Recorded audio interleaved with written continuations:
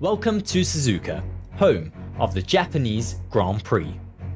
Suzuka is a 5.807 kilometer circuit that is made up of 18 corners. The most infamous corner around Suzuka is the 130R, a high-speed left-hander that sees drivers flying through at 320 kilometers an hour. Suzuka is one of only two FIA Grade 1 licensed tracks to have a figure-8 layout, the other one being the Fiorano circuit. Suzuka has been on the Formula 1 calendar since 1987. The most successful driver around the circuit is Michael Schumacher, who holds the most pole positions of 8, as well as the most race wins around Suzuka with 6. The current lap record around Suzuka is a 1 minute 30.98, set by Lewis Hamilton in 2019. This circuit has become one of the Formula 1 drivers' favourite circuits on the calendar, due to the tricky circuit layout that many enjoy, as well as the extremely passionate and dedicated Japanese fans that line the circuit throughout the race weekend. Around this circuit, the probability of a safety car is high and sits around 50% for Sunday's race. With narrow margin for error, the drivers will certainly need to keep their concentration up around a lap of Suzuka. Watch now as you get taken on board for a lap around Suzuka.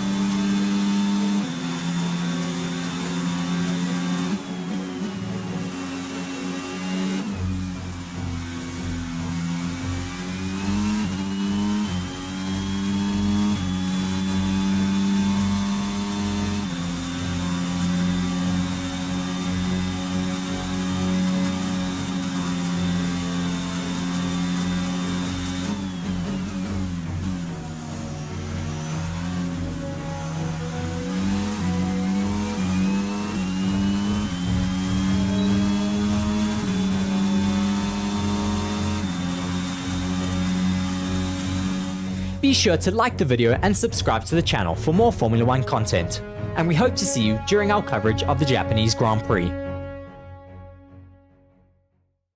Hello and welcome to Forever Sports. My name is Reece. I'll be talking to you a little bit today about one of our channel partners, Bitdefender. Bitdefender is a global leader in cyber security. Bitdefender is committed to defending people all around the globe against cyber attacks, as well as to transform people's digital experiences. In the next 6 months, Forever Sports will be covering major tournaments such as the Rugby Championship, the Premier League, the remainder of the Formula 1 season, as well as embarking on the biggest Rugby World Cup YouTube campaign ever. To ensure that these are all a success, it is imperative that the Forever Sports channels and platforms remain uncompromised. And with Bitdefender, we can be assured that our cybersecurity needs are being taken care of. To read more on Bitdefender, please be sure to check the links in the description of our video. Once again, thank you very much to our partner, Bitdefender, for joining the channel. I've been Reece here on Forever Sports. Thank you very much. Hello and welcome to Forever Motorsports for another daily Formula 1 news video. Quite a lot to wrap up for you guys here after the Singapore Grand Prix that we had this last weekend, and what a Grand Prix that was. Certainly very exciting with a lot of overtakes and a lot of on-track action. Of course, the only Formula 1 race this season where we have not had a Red Bull winning that race. Ferrari did break that 15 race winning streak from Red Bull, going from last year's final race in Abu Dhabi to the last race out before the Singapore Grand Prix in Monza. It has now finally been broken, as I did say, by the Ferraris, who won that race there in Singapore with Lando Norris in P2, and then George Russell was in the the wings for P3, but then unfortunately on the final lap he did lose it out, and then Lewis Hamilton was waiting close by to take that away from George Russell, who unfortunately ended that race in the barriers. Moving on though to our first article of the day, and the one that goes with our title for this video. Red Bull are set to announce a new contract for the AlphaTauri star at the Japanese Grand Prix. AlphaTauri are reportedly ready to offer Yuki Tsunoda a new contract for 2024 before the Japanese Grand Prix, according to a report from Germany. The young driver will head into his home race with a seat confirmed on the grid for next season, reports German publicator Auto, Motor and Sport. Despite having a largely unimpressive 2023, and his retirement from the Singapore Grand Prix last weekend was the latest in a long line of miserable results for Yuki Tsunoda and the team for this season. Whilst his new teammate Liam Lawson was able to pull out a strong P9 finish to claim his first points in Formula 1, AlphaTauri have tried out 3 separate driver combinations in 2023, but still have only 5 points on the board for the first 15 races of the season, and sit plumb last in the Constructors' Championship. Tsunoda only has 3 points so far this season, and apart from the Italian Grand Prix where he did not start, the 23-year-old has completed every race for the team. Despite this, it appears Red Bull are willing to give the Japanese driver another year to prove himself. The door at AlphaTauri is also closed for Mick Schumacher, revealed Auto, Motor and Sport. To be more precise, it was really never open. The contract extension with Yuki Tsunoda for 2024 should already be announced in Suzuka. The reported news of Tsunoda's renewal may come as somewhat of a shock, as Lawson continues to mount an impressive case for 2024. With Daniel Ricciardo, who replaced Nyck de Vries on the team earlier this season, sidelined with a broken hand, Lawson has stepped in and outshone the third-year driver Yuki Tsunoda. A contract renewal for him with AlphaTauri would mean that there would be just 2 more seats to fill on the 2024 grid, with the Faenza-based team not yet decided on who Tsunoda's teammate would be, and Williams waiting to make a final decision on whether or not Logan Sargeant should be there for another year. So certainly very, very interesting. We didn't expect that to be closed so early on, and we expected maybe Liam Lawson to be given more of an opportunity for that seat for next year. But there are still quite a lot of rumours going around with AlphaTauri as well, in talks with Adidas for a 2024 title sponsorship deal. AlphaTauri CEO also hints at Hugo Boss being involved in the project, as well as now Adidas in the running for a title sponsorship for AlphaTauri next season. With recent rumours about Hugo Boss being the title sponsor of AlphaTauri from 2024, the latest reports suggest that well-known sporting goods company Adidas could well be the new title sponsor for AlphaTauri in the near future. Motorsport.com's Italian counterpart stated that Hugo Boss had entered negotiations over a title sponsorship deal with AlphaTauri, as the brand was seeking greater exposure in Formula 1. However, the latest comments from AlphaTauri CEO Peter Bayer to Swiss publication suggest that it's not entirely true. Instead, the publication hinted at the entry of sporting goods company Adidas into the Formula 1 sport by being AlphaTauri's new title sponsor, he said. Hugo Boss are also involved in the new project, but the new name is much bigger. Suggesting a bigger name, the publication pointed fingers at Adidas being the most probable title sponsor for AlphaTauri. With the team undergoing a management reshuffle, Bayer recently revealed that the team's rebranding efforts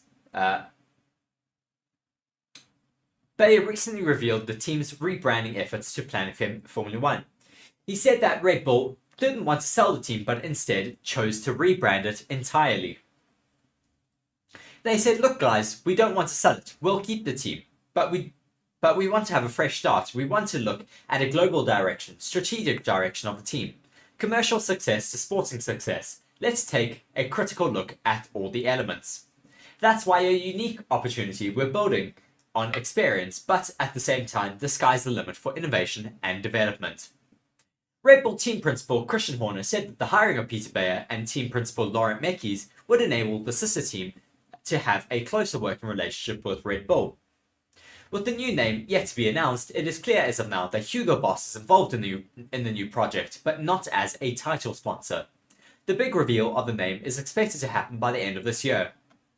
So, certainly very interesting to see what is happening at AlphaTauri. Still a lot of unknowns with that second driver in that team. We expect Daniel Ricciardo to take the number one driver seat at that team. But who could take that second seat? Could it be Liam Lawson or could it be Yuki Tsunoda? Yuki Tsunoda currently has 3 points throughout the entirety of the season, and Liam Lawson, only having raced 3 races in that AlphaTauri seat, already has 2 off the back of the Singapore Grand Prix, where he finished in 9th place. But it's going to be very interesting to see what happens to the team with their new name, possibly for next season, a new title sponsor, either being Alfa Romeo or AlphaTauri Adidas or AlphaTauri Hugo Boss. Who knows what is going to happen next season. Moving on though, away from the AlphaTauris, let's just see what is happening in the comment section. Orville Clisby saying Liam is doing an excellent job in that car. He deserves a seat for 2024. As well as we have a poll running at the moment for all of you guys. Which driver pairing do you see at AlphaTauri in 2024? 25% going to Daniel Ricciardo, Yuki Tsunoda, 25% going to Daniel Ricciardo, Liam Lawson, and 50% going to Liam Lawson, Yuki Tsunoda. Interesting that people don't necessarily want Daniel Ricciardo to be in that seat for next season. Well, let's keep voting in that poll that's currently in the comment section there. Do be sure to go and vote in that if you haven't already. Moving on though to our next article. Off the back of the Singapore Grand Prix, Vasseur reflects on a strange and emotional first Ferrari win for the 2023 season. Ferrari won its first Grand Prix under Frederic Vasseur's leadership in Singapore last weekend, after a challenging season thus far. Frederic Vasseur has admitted that he was emotional on the podium after overseeing his first win as Ferrari's team principal. Vasseur joined the Italian squad ahead of the current campaign, replacing Mattia Binotto after spells with Alfa Romeo and Renault, who are now Alpine. Ferrari has endured a largely challenging campaign as it has been unable to consistently compete at the front of the field amid a dominant year for Red Bull. However, the SF23 was the car to beat in Singapore, with Carlos Sainz bagging pole position and then leading the race from start to finish, en route to Ferrari's first race win of the season. On the podium, it was a bit emotional because it was the first one, Vasseur told media, after the first race win as an F1 team boss. But at this stage, it was more thinking about what we did from Jeddah. Jeddah was a tough weekend for us, and we had a good recovery. There was good teamwork at Maranello and on the track. I think we have built it step by step, and the confidence, as well as the confidence and pace. I'm more than proud of the job that we've done as a team and in the factory. Although Sainz led the entire race in Singapore, the Spaniard came under high pressure for the victory in the final laps. The Spaniard was being hunted down by the trio of Lando Norris, George Russell and Lewis Hamilton, but clung onto that lead. Vasseur has stated that he felt more stressed watching replays of the run to the finish line than he did when it was happening live. It was strange. It was a strange feeling for me on the pit wall, he said. It was not too much stressed on the last couple of laps. Honestly, I was more stressed when I watched the last couple of laps again after the race than during the race. Perhaps it was the feeling that Carlos was really under control of the situation. And moving on to an article about that control that Lando and Carlos Sainz had in those final stages of the race, Ferrari have said that Sainz gets full credit for Lando Norris' DRS tactic in the Singapore Grand Prix. Ferrari has said that Carlos Sainz's tactic in slowing down deliberately to keep Lando Norris within DRS range in Formula 1 Singapore Grand Prix was entirely the Spaniard's idea.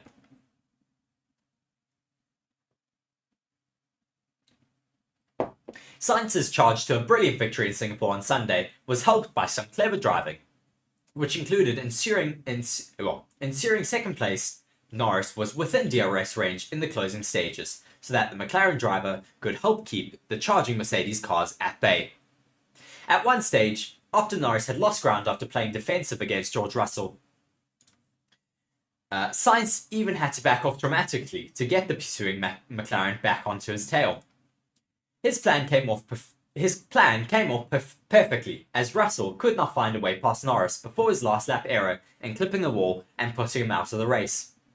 While Ferrari had helped tactically manage much of the Singapore Grand Prix, which included backing up the pack and trying to avoid the undercuts by using Charles Leclerc as a buffer, it said Sainz's late DRS calls were his own. It was the idea of Carlos, said team principal Fred Vasseur. I don't want to say it's obvious, but he knew was more at risk with Mercedes than with Norris. With Norris, we had the same tyres and almost the same pace from the lap 1. We were not really at risk with Norris, except if we lost the tyres, so it was a clever move from Carlos to keep Norris in the DRS. Sainz himself said that there was no doubt that he would have lost the race if either one of the Mercedes cars on fresh medium tyres at that stage of the race had gotten past Lando Norris. It's always been tricky because you always put yourself under extra pressure, he explained. You know that you cannot have a lockup and you cannot have a single mistake or a snap, because it means that then Lando is going to have a chance to overtake you if he's in DRS. So at that point, you have to decide to give him DRS, hoping that that's going to be enough to keep the Mercedes behind.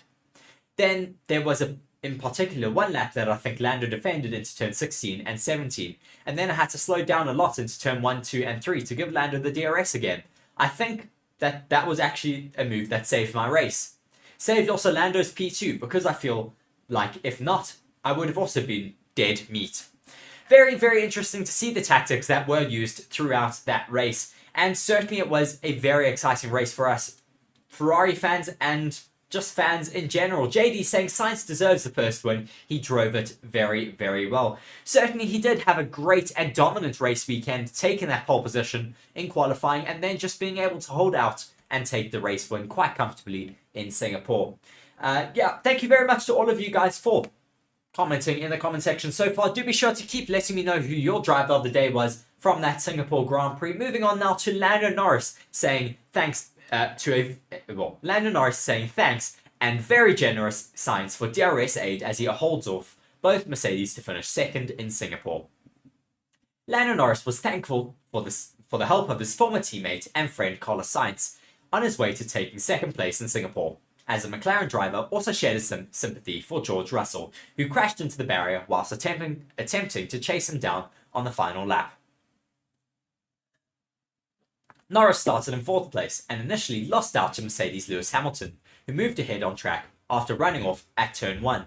But after his fellow Briton duly gave him back that position, he set his sights on the podium.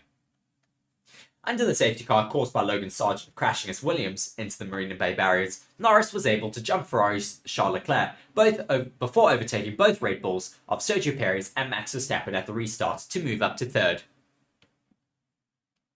With the top 4 of Sainz, Russell, Norris and Hamilton looking settled despite the quartet being covered by just 4 seconds, the Mercedes pair then pitted for new medium tyres under the virtual safety car, caused by Esteban Ocon's Alpine stopping on track. This left Norris in a battle to finish on the podium, as the much more rapid Russell and Hamilton looked to use their fresh rubber to overtake him and Sainz in the closing stages. However, with Sainz healthily allowing Norris to stay within DRS range, that extra bit of straight line speed meant he was able to hold off the Mercedes pair to take a second, much to his relief.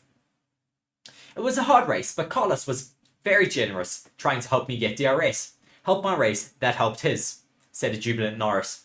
It was tough. We knew it was going to be tough as soon as the Mercedes boxed. Especially with only a couple of cars for them to overtake, but got the podium. P2, we held them off. We did everything we needed to do and more, so very, very happy. Russell's hopes of taking the win, or at least a podium, ended in disappointment as the Briton clipped the wall on the entry to turn 10 on the final lap of the race, sending him straight into the barrier, and Norris admitted he felt for Russell, having also made the same mistake himself. I hit the wall the same lap, the last lap, the same place, Norris revealed. I did the same, so I also think he copied me, and just did it even worse. So I feel for him. He fought a tough race. He was probably one of the quickest out there. He was the quickest today. So it helped me a little bit the last couple of corners. I could just chill a little bit more. But good points for the team, the whole team, with Oscar. But everyone, Carlos, Charles, Lewis and George, we all pushed each other the whole way. It was stressful, but it paid off. The result was Norris' third finish of the season, or third podium finish of the season, as he and McLaren now look ahead to the next weekend's Japanese Grand Prix at Suzuka. And looking at McLaren's up in pace at this Grand Prix race weekend, Norris has revealed that a revised McLaren F1 car has become quicker, but still has some issues. Lando Norris says that his McLaren Formula 1 team's latest upgrade package has generated performance, but the McLaren MCL60 still has the same tricky characteristics as before. For the Singapore Grand Prix weekend, the Woking team brought a raft of new parts which had been fitted onto only Norris's car, and there wasn't time to prepare enough for Oscar Piastri. Revised side pods are the biggest visible change, along with new front and rear wing end plates. Norris qualified 4th at the Marina Bay track, just 0.2 seconds behind the Ferrari pole winner Carlos Sainz, and then he had a superb run to 2nd in Sunday evening's race. "It's done everything that it should have done," Norris said of the upgrades. "Everything's kind of worked very well from FP1 already. Same as Austria when everything we bolted on worked. It's done what we expected, worked as expected, and was pretty much good to go from the first runs. So I think that's a very positive thing. There were some things to tweak and little things, but otherwise a very good point that it's just on the car and good to go kind of thing, which is always a positive and reaffirming for the future."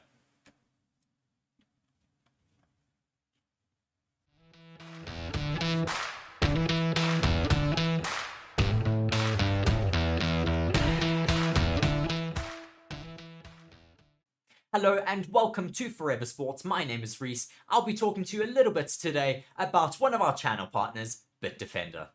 Bitdefender is a global leader in cyber security. Bitdefender is committed to defending people all around the globe against cyber attacks, as well as to transform people's digital experiences. In the next 6 months, Forever Sports will be covering major tournaments such as the Rugby Championship, the Premier League, the remainder of the Formula 1 season, as well as embarking on the biggest Rugby World Cup YouTube campaign ever. To ensure that these are all a success, it is imperative that the Forever Sports channels and platforms remain uncompromised. And with Bitdefender, we can be assured that our cybersecurity needs are being taken care of. To read more on Bitdefender, please be sure to check the links in the description of our video. Once again, thank you very much to our partner, Bitdefender, for joining the channel. I've been Reece here on Forever Sports. Thank you very much. Norris conceded it was hard to assess the changes having gone from Monza to Singapore and not run the old package this weekend. "It's a very difficult circuit and so on," he said. "It's difficult to go, yeah, it is better here and better there. It's just a bit easier to get the full throttle and little things. It's hard to know when you don't do back-to-back things and stuff like that. But overall, the way you have to drive the car, it's the same. You kind of still find the limit. So you're still complaining on some things and some issues. It's just you're going to go a little bit quicker while doing so. And for sure, it's had a good step forward, which is reassuring for here and the rest of the season. So yes, positive from all of that. Well, very positive to see that the McLarens have been able to make those upgrades work straight away in Singapore. Lando Norris will certainly be looking to the last few races of the season, as Singapore is the first of the flyaway races. The next one being Japan and Suzuka, one of a lot of the drivers' favourite races of the season. Will certainly be looking at what could happen this next race weekend. As with some more Formula 1 news, Red Bull have been warned that turmoil could continue to the Japanese Grand Prix. Martin Brundle has warned that Red Bull may continue to struggle in the Japanese Grand Prix.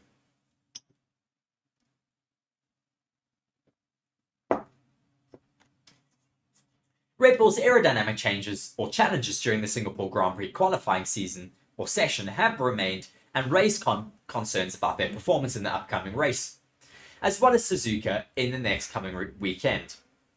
With former Formula 1 driver and pundit Martin Brundle pointing to significant aerodynamic issues, the team faces a potential test of its mettle. The Red Bull team who previously dominated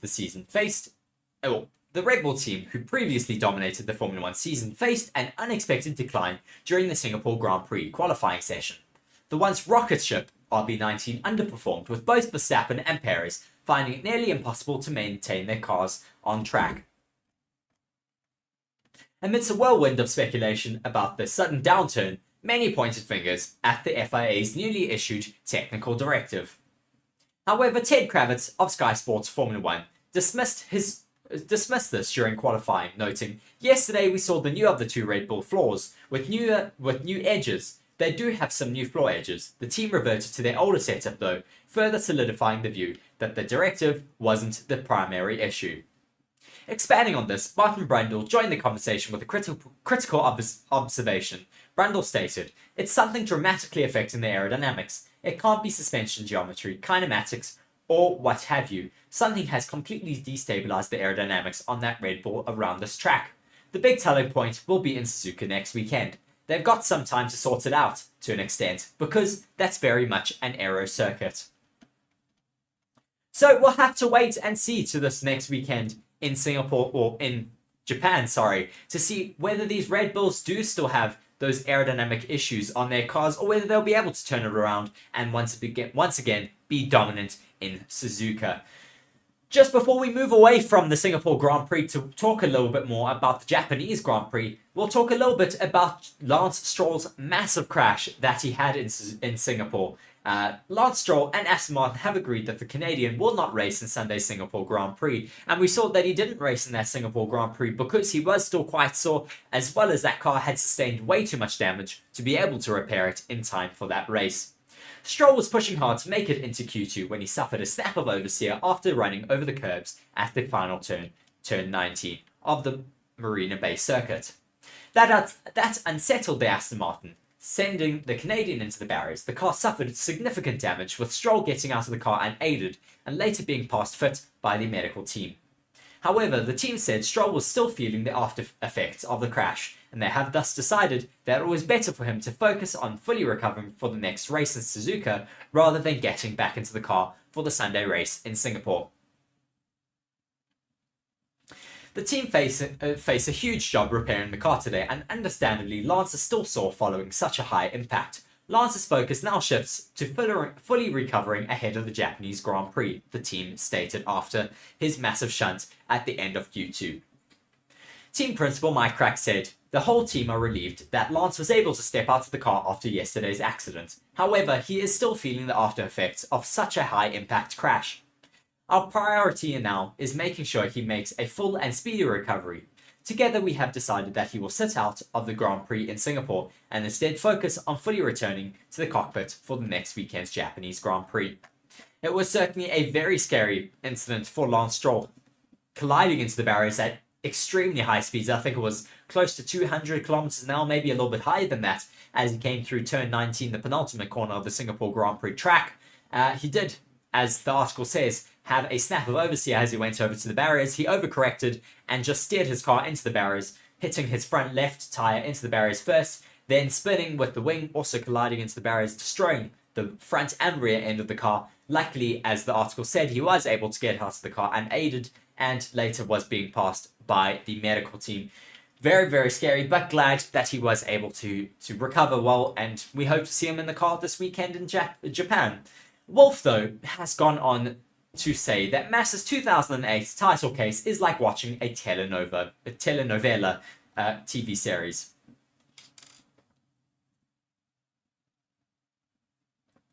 Toto Wolff says if everybody were to open up situations, then the sport would be in disarray, and especially when you look at the full championships.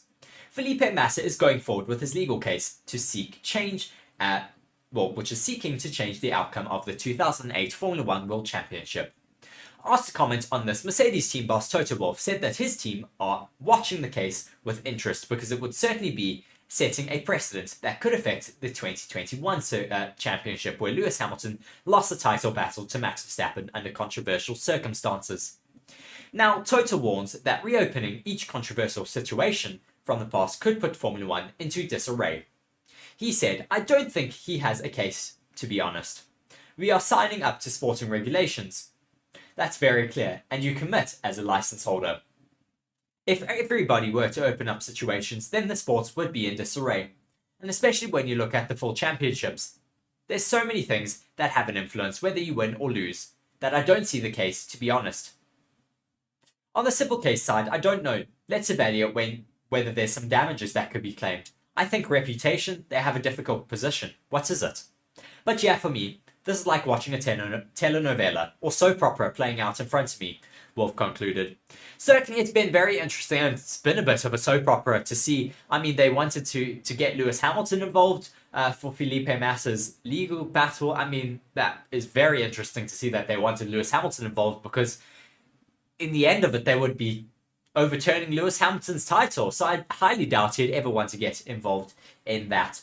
Moving over onto our final article here for you today. Nyck de Vries is poised for a 2024 Toyota World Endurance Championship seat after AlphaTauri's Formula 1 exit. Ousted AlphaTauri Formula 1 driver Nyck de Vries looks set to return to Toyota to race in next year's World Endurance Championship. The 28-year-old, who was a reserve driver for Toyota in 2022, is poised to take the race seat originally earmarked for him this season, according to Motorsport sources. De Vries had signed to race the number 7 Toyota Le Mans hypercar in 2023, but had a get-out clause that enabled him to take up a seat in Formula 1. The likelihood is that he will take the place of Jose Maria Lopez alongside Kamui Kobayashi and Mike Conway in the number 7 crew for 2024. Lopez was set to be replaced by De Vries for 2023 before the Dutch driver signed for AlphaTauri. The Argentinian is understood to have agreed only on a 1-year extension to his Toyota contract, which dates back to 2017. Toyota has remained tight-lipped on the possibility of a race deal for De Vries, who was replaced at AlphaTauri by Daniel Ricciardo ahead of the Hungarian Grand Prix race in July. Team director Rob Lupin downplayed the prospect when speaking to Autosport earlier this month in Fuji. "I'm always in contact with Nyck because we are both Dutch," Lupin joked. "I think Nyck has had a lot of opportunities. He has also done some good testing for us in the past. We're also in a good situation with our current driver lineup. I think our current lineup is superb. From that point of view, I would say there is no issue." For his part, Lopez, who turned 40 earlier this year, was quiet about his chances of staying in a Toyota seat for a 6th consecutive season. "Not yet," replied Lopez when asked about Autosport at Fuji if he was sure of his Toyota future. "I would like to stay with the team," he said, "but I am not 20 anymore. We'll have to see. It's not yet decided." In recent years, Toyota has announced its World Endurance Championship driver lineups late in the season, in November or December, along with the rest of its motorsport activities for the upcoming season. De Vries was poised to tackle dual campaigns in World Endurance Championship and Formula E in 2023, prior to his AlphaTauri call-up, and looked set to contest the latter series with Maserati MSG. It remains to be seen whether the Dutchman, the 2020 and 2021 Formula E champion, will seek to combine the two series yet again next year, although he would face a potential clash between the Spa World Endurance Championship round and the Berlin E-Prix, should he do so. So very interesting to hear what Nyck de Vries is doing after his ousting from AlphaTauri, but glad to see that he is still in demand at other teams and other motorsports. Just a bit more about the Formula 1 Japanese Grand Prix before this race weekend. Will rain affect the Suzuka race once again this year? Formula 1 is back already, racing in back-to-back weekends as the circuit moves from Singapore to Japan, with Red Bull looking to bounce back from a disastrous weekend. The Ferrari of Carlos Sainz Jr. is the form car on the grid this month, taking pole positions at Monza and Marina Bay before finishing 3rd and 1st respectively. Those two tracks both profile very differently, leaving some hopes that he and Charles will be able to be fastest once again at Suzuka. The circuit is a favourite of many drivers on the grid and fans alongside, thanks to its thrilling high-speed corners which make the track particularly chaotic if the weather's in the air. Of course, the most famous wet race in Japan wasn't actually held in Suzuka. That was at Mount Fuji in 1976 when James Hunt clinched the World Championship in horrendous conditions, which were so bad that Niki Lauda came into the pits and withdrew from the race. For this next weekend though, the Dutch Grand Prix weather forecast is set as such. Friday, if there's going to be any wet weather running, it's probably going to come on Friday, as there's a solid 70% chance of precipitation for the day when the FP1 and FP2 sessions are held, potentially causing some issues for teams hoping to test out their setups in dry weather expected for the race on Sunday. Saturday's forecast is better news though, with the good news for those teams being Saturday's running should be dry all day with something like a chance of 50% of precipitation. That means that paired with a forecast of high temperatures of 28 degrees Celsius, the track should be in perfect condition for FP3 and Saturday's qualifying session. Moving on to Sunday, expect even more sun and even less rain, with just a 10% chance of precipitation for the Sunday event in Suzuka. That means that any team hoping to use the chaos of wet weather running to their advantage will be disappointed this year, having to rely instead on the more traditional method of having a fast car, and having 2 fast drivers throughout that race. Certainly going to be looking forward to this race in Singapore this weekend. I love this circuit. It's one of my absolute favorites. It's going to be my birthday as well on Friday, so it's going to be an exciting Grand Prix race weekend. Do be sure to join us for that. Also saying Red Bull should save money and put a young guy beside Max, looking at how well Piastri is doing at the moment. Certainly, I mean, there are so many drivers who could be in contention for multiple seats on the grid at the moment. There's a lot of seats available in 2026 and 2025 as well, so that is really going to be a big talking point next season and throughout the rest of this season. But thank you very much to all of you who have joined me for this daily Formula 1 news video. It's been great to have all of you guys in the comment section. I've been Reece for you guys here today. Thank you very much for joining me here on Forever Motorsports. Do be sure to like the video and subscribe to the channel.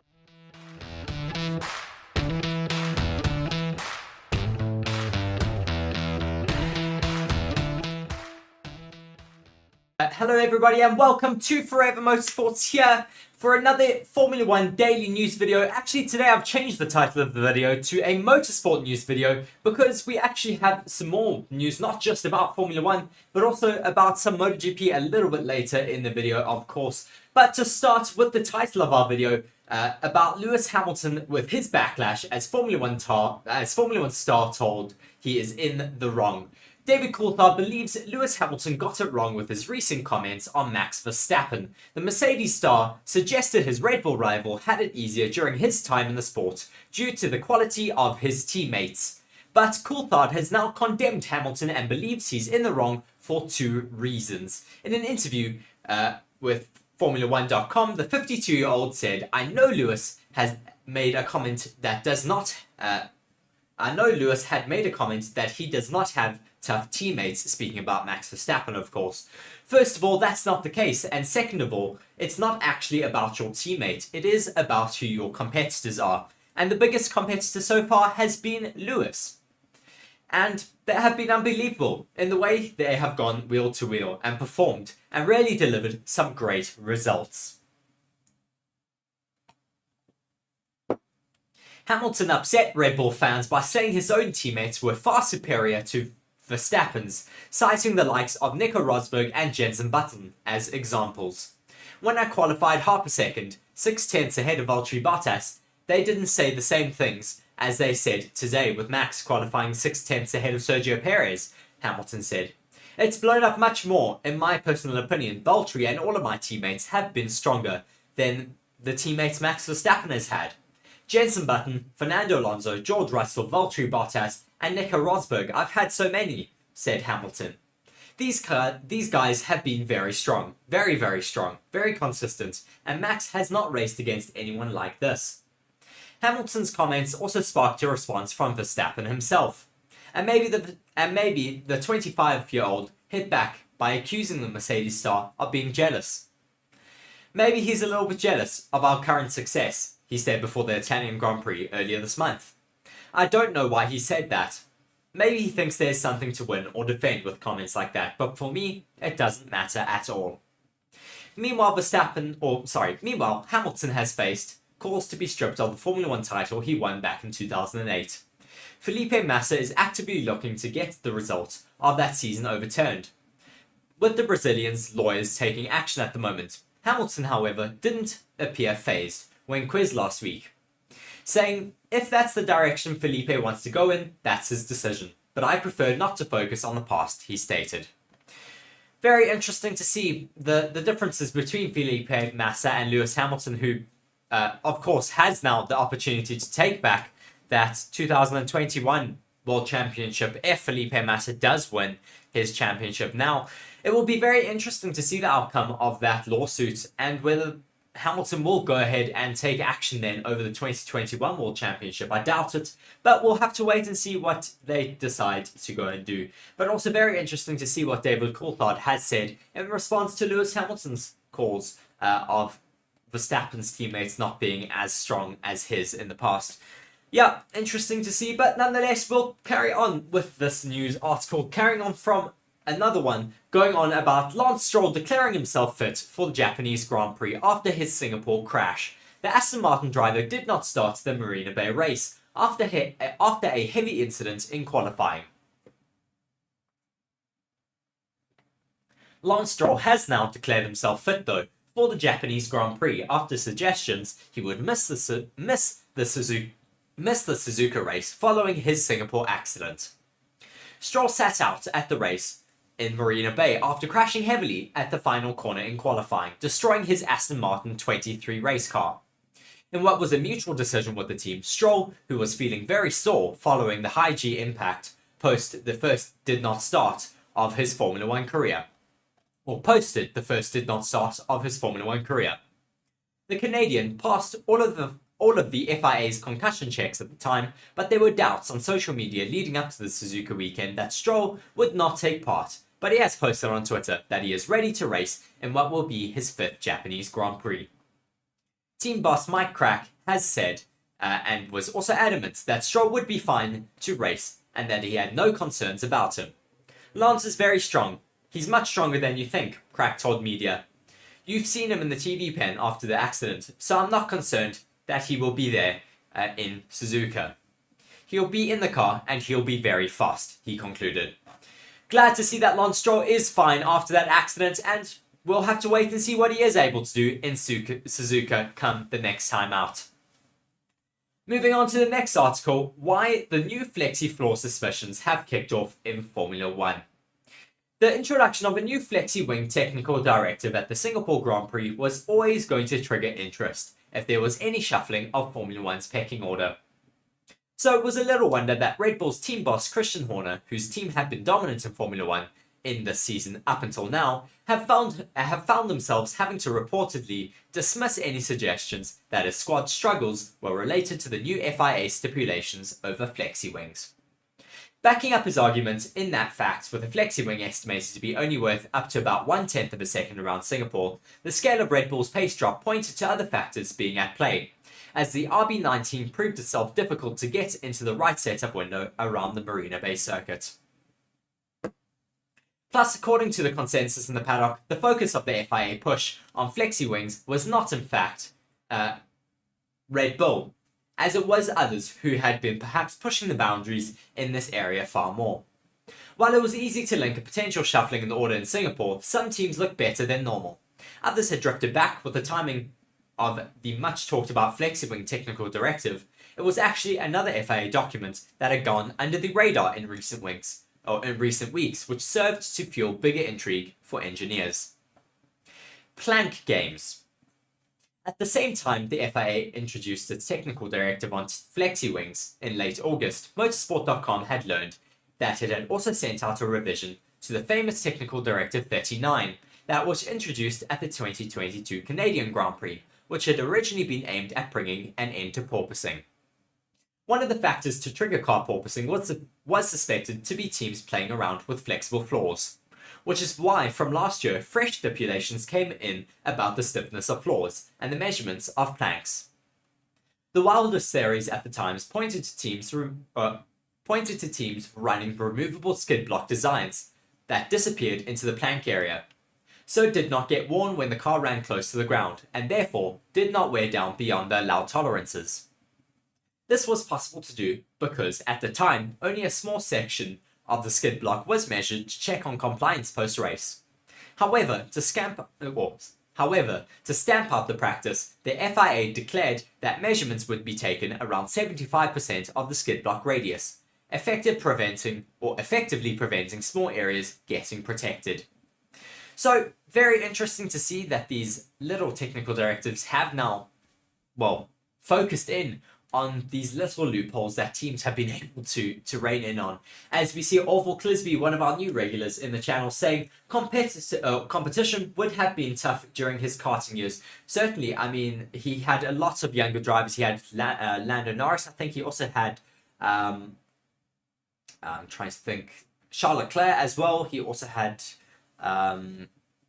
Esteban Ocon when he was in his karting days. So he had a lot of competition when he was younger, did Max Verstappen. And then there is his esports endeavors, says Orville. Yes, certainly he is continuing in his esports as well. Yeah, a lot of different formats where Max Verstappen is focusing on, not only on Formula 1, but also on other areas. Continuing though with this article, it says here, the matter seems to have gone away, but during 2023 it has emerged that the teams have still been playing around in this area and continue to push the limits with floor flexibility. It is such a key performance differentiator. The focus of this latest push appears to suggest that the teams have shifted their focus away from the skid block moving to it now being the plank, that it is the movable component, as teams exploit a tolerance within the rules that allows the plank to slightly deflect. One of the new articles in the technical regulations state that bodywork within the RV plank may deflect no more than 2 mm at the two holes in the plank at a certain measurement, and no more than 2 mm at the rearmost hole when the car without the driver is supported at these positions, for testing of course. It is suggested that this 2 mm tolerance has been viewed not as a limitation by some teams, but as an opportunity to get away with some extra flexibility to help with performance gains.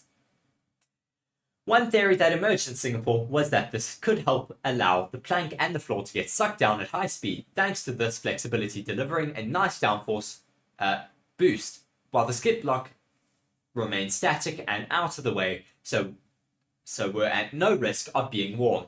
The skid blocks were in effect disappearing, just like they were in 2022. But while back then they were being moved, this time it was the plank around it that was flexible. So a lot of information here, and this article goes on forever, but it just shows how these teams keep iterating and designing to get around these technical directives and try and find any little loophole in the rules.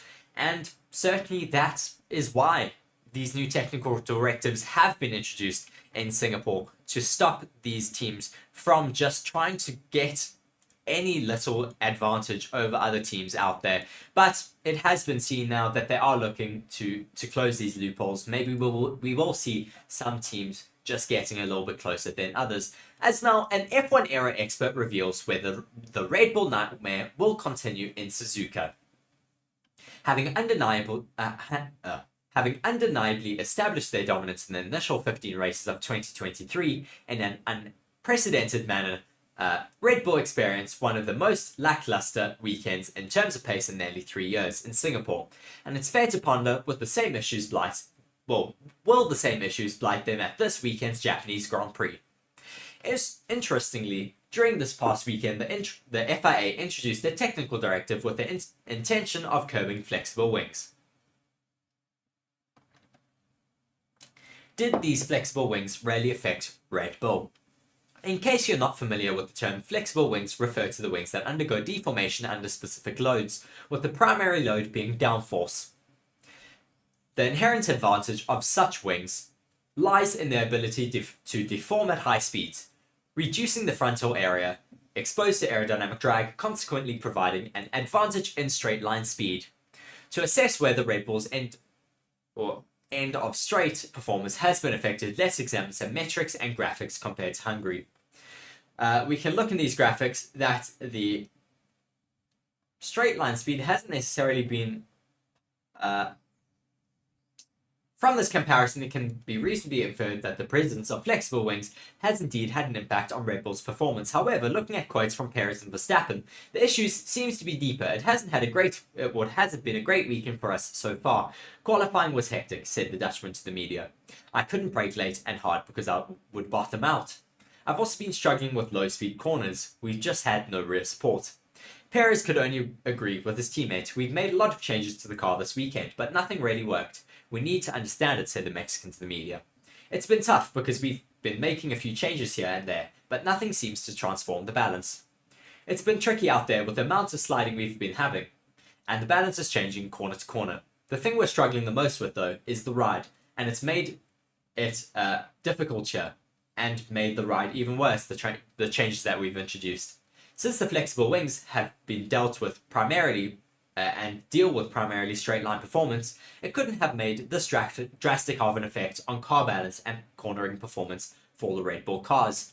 They did also notably bring new flaws to this race weekend and did change them right before qualifying because they didn't necessarily like the way that the cars were handling with these new flaws. So they didn't necessarily get the performance correct and the setup correct with these new flaws for qualifying, which is possibly why they really did struggle in their qualifying trim and their qualifying setup. So very interesting to see why these Red Bulls have been struggling. And Joseph saying Max was a little bit more raw and had to refine his skills, so he had a lot more crashes in his early career. I certainly agree with you on that. He did take a little bit of time to get up to speed to certainly where he is now with his consistency and his just absolute speed that he does have.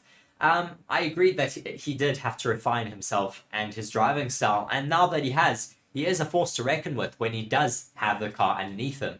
Of course, you can say that it is down to the car that he is so strong nowadays, but I think it's hand in hand with driver and car just working perfectly together. And unfortunately in Singapore, we just saw that Max Verstappen didn't have the right car underneath him, and he did struggle quite a bit. Moving on though to the next article, the signs that suggest an immediate Red Bull resurgence in Formula One's Japanese Grand Prix. So one article says that they may struggle, another one saying that they may be strong yet again.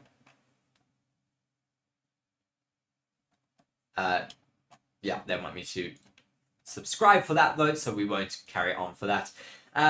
But we'll just read a little bit about it. They will, as Red Bull's RB19's dominance has gone for this 2023 season, it will not go down unique in Formula One's history as the first car to be taken to every single campaign to race win. Carlos Sainz's victory in the 2023 Singapore Grand Prix was utterly brilliant. He and Ferrari nailed every important call and stressful moment, backed up beautifully by Charles Leclerc, who went on to back up his teammate Carlos Sainz and acted as a rear gunner in that strategy, just holding off the two Mercs in the later stages of the race. And then, of course, he did get overtaken when they were on those new tyres. But yeah, very, very interesting to see that Red Bull might be a bit stronger if they do bounce back from Singapore. I mean, I think that once they do get that strategy correct and have the right setup for that race, they may just be able to bounce back properly. Hopefully we do see them bouncing back and we have a lot more competition. Another article now saying bad news for Logan Sargeant after reports emerge of Williams Formula One negotiations for weeks. Negotiating for weeks with Aston Martin reserve driver Felipe Drugovich for a 2024 drive.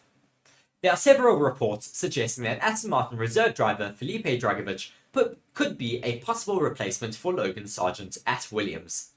This could be alarming news for the American rookie, as he now has limited time to prove his worth and keep his seat in Formula One. Hello and welcome to Forever Sports. My name is Reece. I'll be talking to you a little bit today about one of our channel partners, Bitdefender. Bitdefender is a global leader in cyber security. Bitdefender is committed to defending people all around the globe against cyber attacks, as well as to transform people's digital experiences. In the next 6 months, Forever Sports will be covering major tournaments such as the Rugby Championship, the Premier League, the remainder of the Formula One season, as well as embarking on the biggest Rugby World Cup YouTube campaign ever. To ensure that these are all a success, it is imperative that the Forever Sports channels and platforms remain uncompromised. And with Bitdefender, we can be assured that our cybersecurity needs are being taken care of. To read more on Bitdefender, please be sure to check the links in the description of our video. Once again, thank you very much to our partner, Bitdefender, for joining the channel. I've been Reece here on Forever Sports. Thank you very much. Even though team principal James Vowles has praised Sargeant and wants to support the rookie, it is clear that the driver needs to step up his performance if he wants to stay in the sport. Even though his teammate Alex Albon is a much more experienced driver than him, Sargeant's pace has been nowhere near that of the Thai drivers. As the 2020 F1 or 2023 F1 season gradually comes to a close, the driver market is heating up, with the new drivers hungrily awaiting for an F1 seat, for those who are not performing or up to par. According to Blick, one of those drivers is Aston Martin's reserve driver Felipe Drugovich. The Brazilian-Italian driver has an impressive record of racing in single-seater racing series. He has won in Formula 2000 Euro Formula, Spanish Formula 3 and Formula 2. Although Formula 1 Haas driver Mick Schumacher was also a prime candidate for a return with Williams, the doors of an opportunity have nearly closed on him, and has reportedly been contacted by Alpine's World Endurance Championship team. Hence, Drugovich is the next candidate for the British team. Only time will tell whether Logan Sargeant will be able to prove his worth and keep his seat, or if Williams will start to look at the driver market for a new race driver. Williams' team principal wants to support Logan Sargeant instead of punishing him. Despite many rumours and reports of Logan Sargeant's seat being in danger, Williams' team principal James Vowles is willing to support the American rookie. Vowles has stated that Logan Sargeant is well aware of his learning curve and how he needs to make it steeper.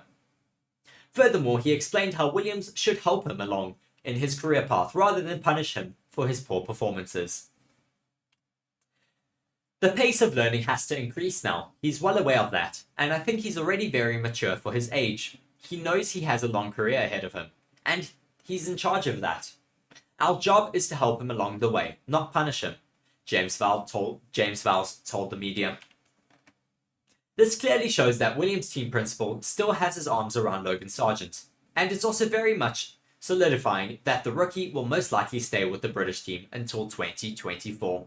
Well, if he doesn't, and if he continues to crash like he did in Singapore, I think then maybe the team will start to look at other competitors to fill that seat in 2024, and a keen candidate for that seat will certainly be Felipe Drugovich, as well as Mick Schumacher, who I'd love to certainly see in that seat for 2024 and onwards. I think Mick needs to be given another opportunity in a race seat in Formula 1, but it's difficult at the moment with so many people being available for a race seat at the moment. As AlphaTauri set to announce drivers, as Williams are told to approach Lawson in another Formula 1 news roundup. It's been another busy day of Formula 1 news as fallout continues from the Singapore Grand Prix and the tension begins to turn to Japan this weekend.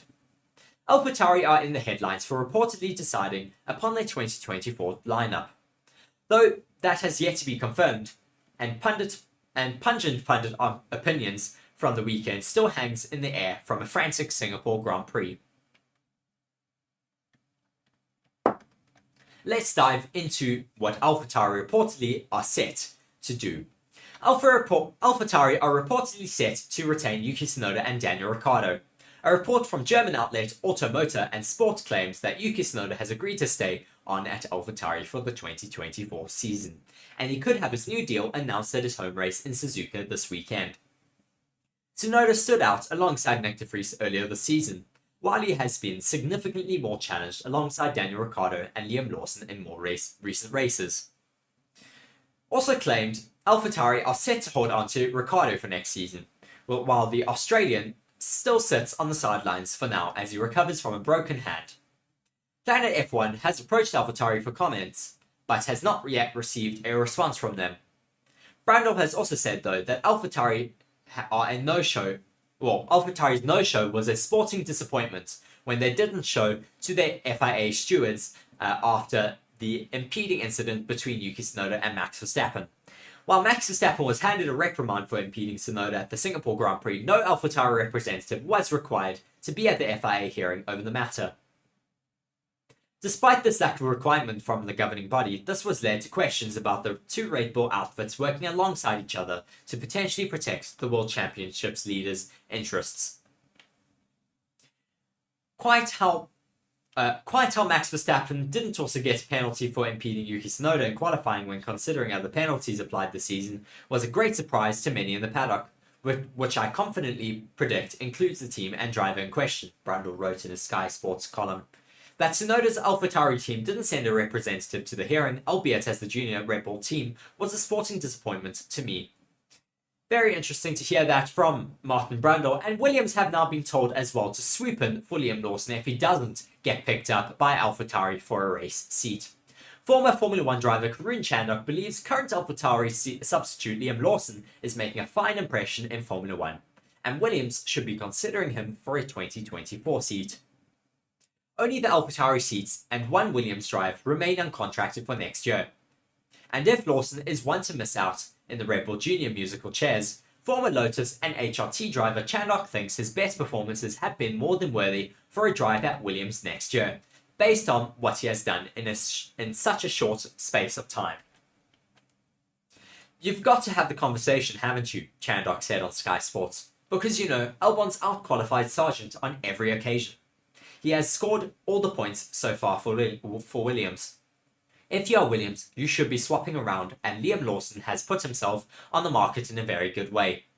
I certainly believe that Liam Lawson should be on the driver market for any other team that has a seat available for the next season, or even in the next 2 seasons in the future, because I think Liam Lawson is certainly a hot commodity for the future in Formula 1. We'll have to wait and see what does happen in the future, but very interesting to see what is happening at the moment. Moving on to another article here, Formula 1 fans slam Sergio Perez as he had made a horrible move on Yuki Tsunoda in the race.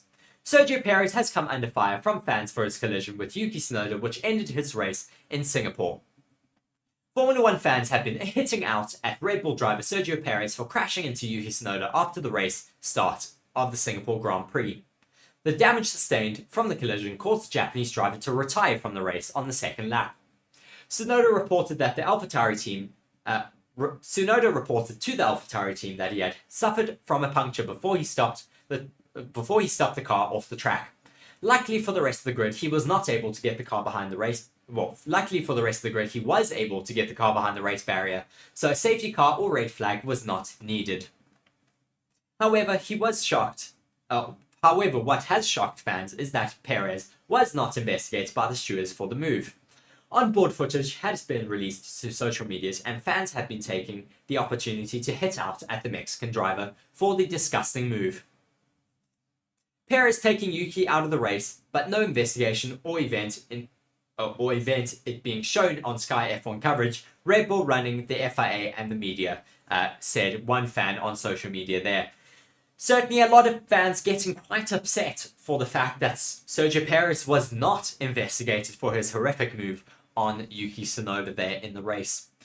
Hopefully, we do get more of those moves being investigated after the race, as that is just horrific. We don't want to see drivers being taken out in the first lap like that from drivers like Sergio Perez. And I mean, we've seen cleaner racing from Sergio in the past. We don't expect him to race like this, and hopefully we don't see it again. As I do see, we have a whole bunch of people commenting. We have Mark there in the comments, Joseph, and Orville, of course. Thank you very much for all of you for watching. Please do be sure to comment there in the comment section if you haven't yet. And do be sure to vote in our poll asking if you think Max has had tough competition throughout his racing career.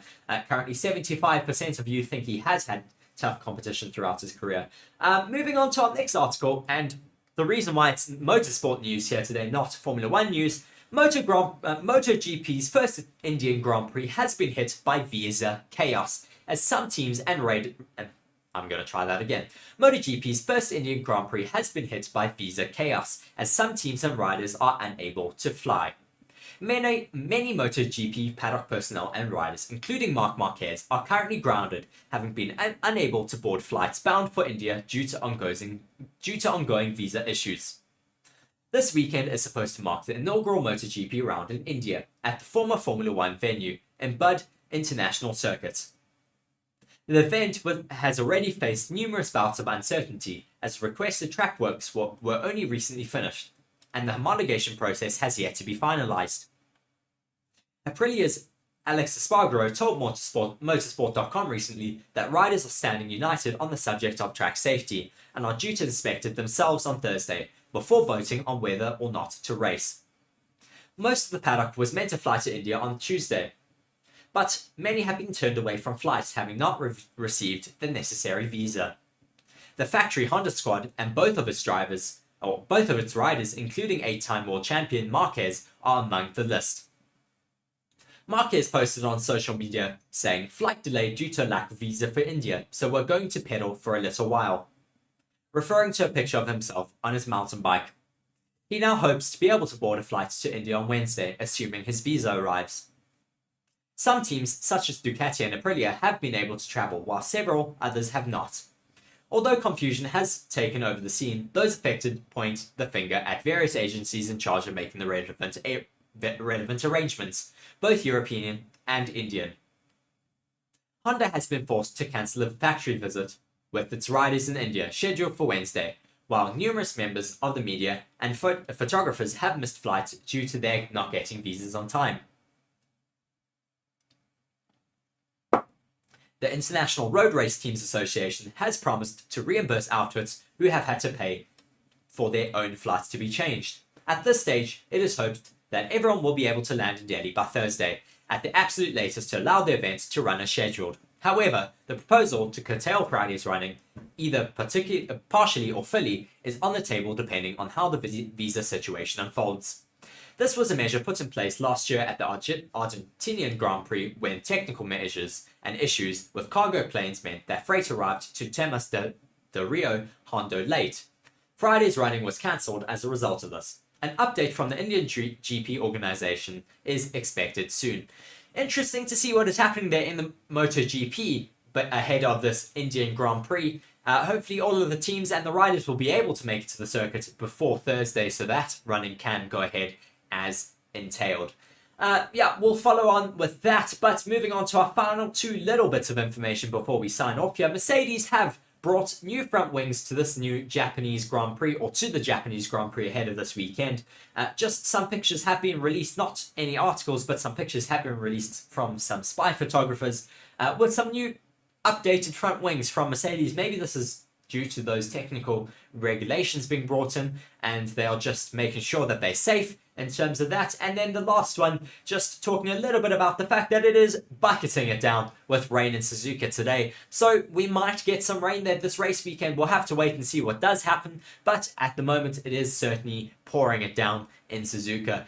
We'll have to wait and see what does happen throughout the rest of this race weekend. But I'm really looking forward to it. It's going to be a very exciting one, very early for us here in South Africa, but we certainly hope that all of you will join us in the stream. I've been Reece here though on Forever Motorsports. Thank you very much for joining me for my daily Formula 1 news video. I'm sure that all of you have enjoyed it. Please do be sure to like the video and subscribe to the channel if you have, and I will be sure to join you tomorrow for another daily news video. I've been Reece though. Thank you very much for joining me. Cheers.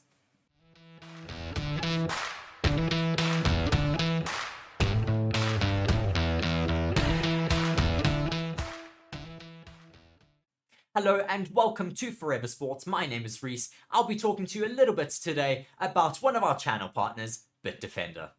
Bitdefender is a global leader in cyber security. Bitdefender is committed to defending people all around the globe against cyber attacks, as well as to transform people's digital experiences. In the next 6 months, Forever Sports will be covering major tournaments such as the Rugby Championship, the Premier League, the remainder of the Formula 1 season, as well as embarking on the biggest Rugby World Cup YouTube campaign ever. To ensure that these are all a success, it is imperative that the Forever Sports channels and platforms remain uncompromised. And with Bitdefender, we can be assured that our cybersecurity needs are being taken care of. To read more on Bitdefender, please be sure to check the links in the description of our video. Once again, thank you very much to our partner, Bitdefender, for joining the channel. I've been Reece here on Forever Sports. Thank you very much. Welcome to Suzuka, home of the Japanese Grand Prix. Suzuka is a 5.807 kilometer circuit that is made up of 18 corners. The most infamous corner around Suzuka is the 130R, a high-speed left-hander that sees drivers flying through at 320 kilometers an hour. Suzuka is one of only 2 FIA Grade 1 licensed tracks to have a figure-8 layout, the other one being the Fiorano circuit. Suzuka has been on the Formula 1 calendar since 1987, The most successful driver around the circuit is Michael Schumacher, who holds the most pole positions of 8, as well as the most race wins around Suzuka with 6. The current lap record around Suzuka is a 1 minute 30.98, set by Lewis Hamilton in 2019. This circuit has become one of the Formula 1 drivers' favourite circuits on the calendar, due to the tricky circuit layout that many enjoy, as well as the extremely passionate and dedicated Japanese fans that line the circuit throughout the race weekend. Around this circuit, the probability of a safety car is high and sits around 50% for Sunday's race. With narrow margin for error, the drivers will certainly need to keep their concentration up around a lap of Suzuka. Watch now as you get taken on board for a lap around Suzuka.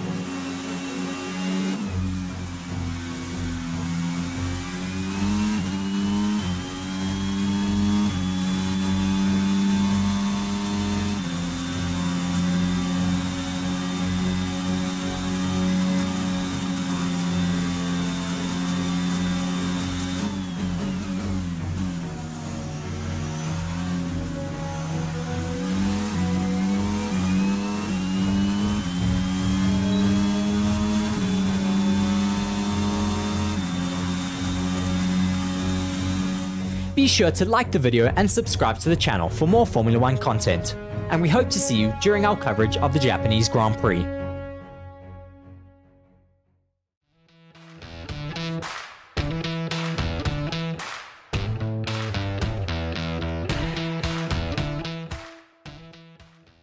Hello and welcome to Forever Motorsports. My name is Reece, and here with some breaking news today, Oscar Piastri has extended his contract with McLaren till the end of the 2026 season.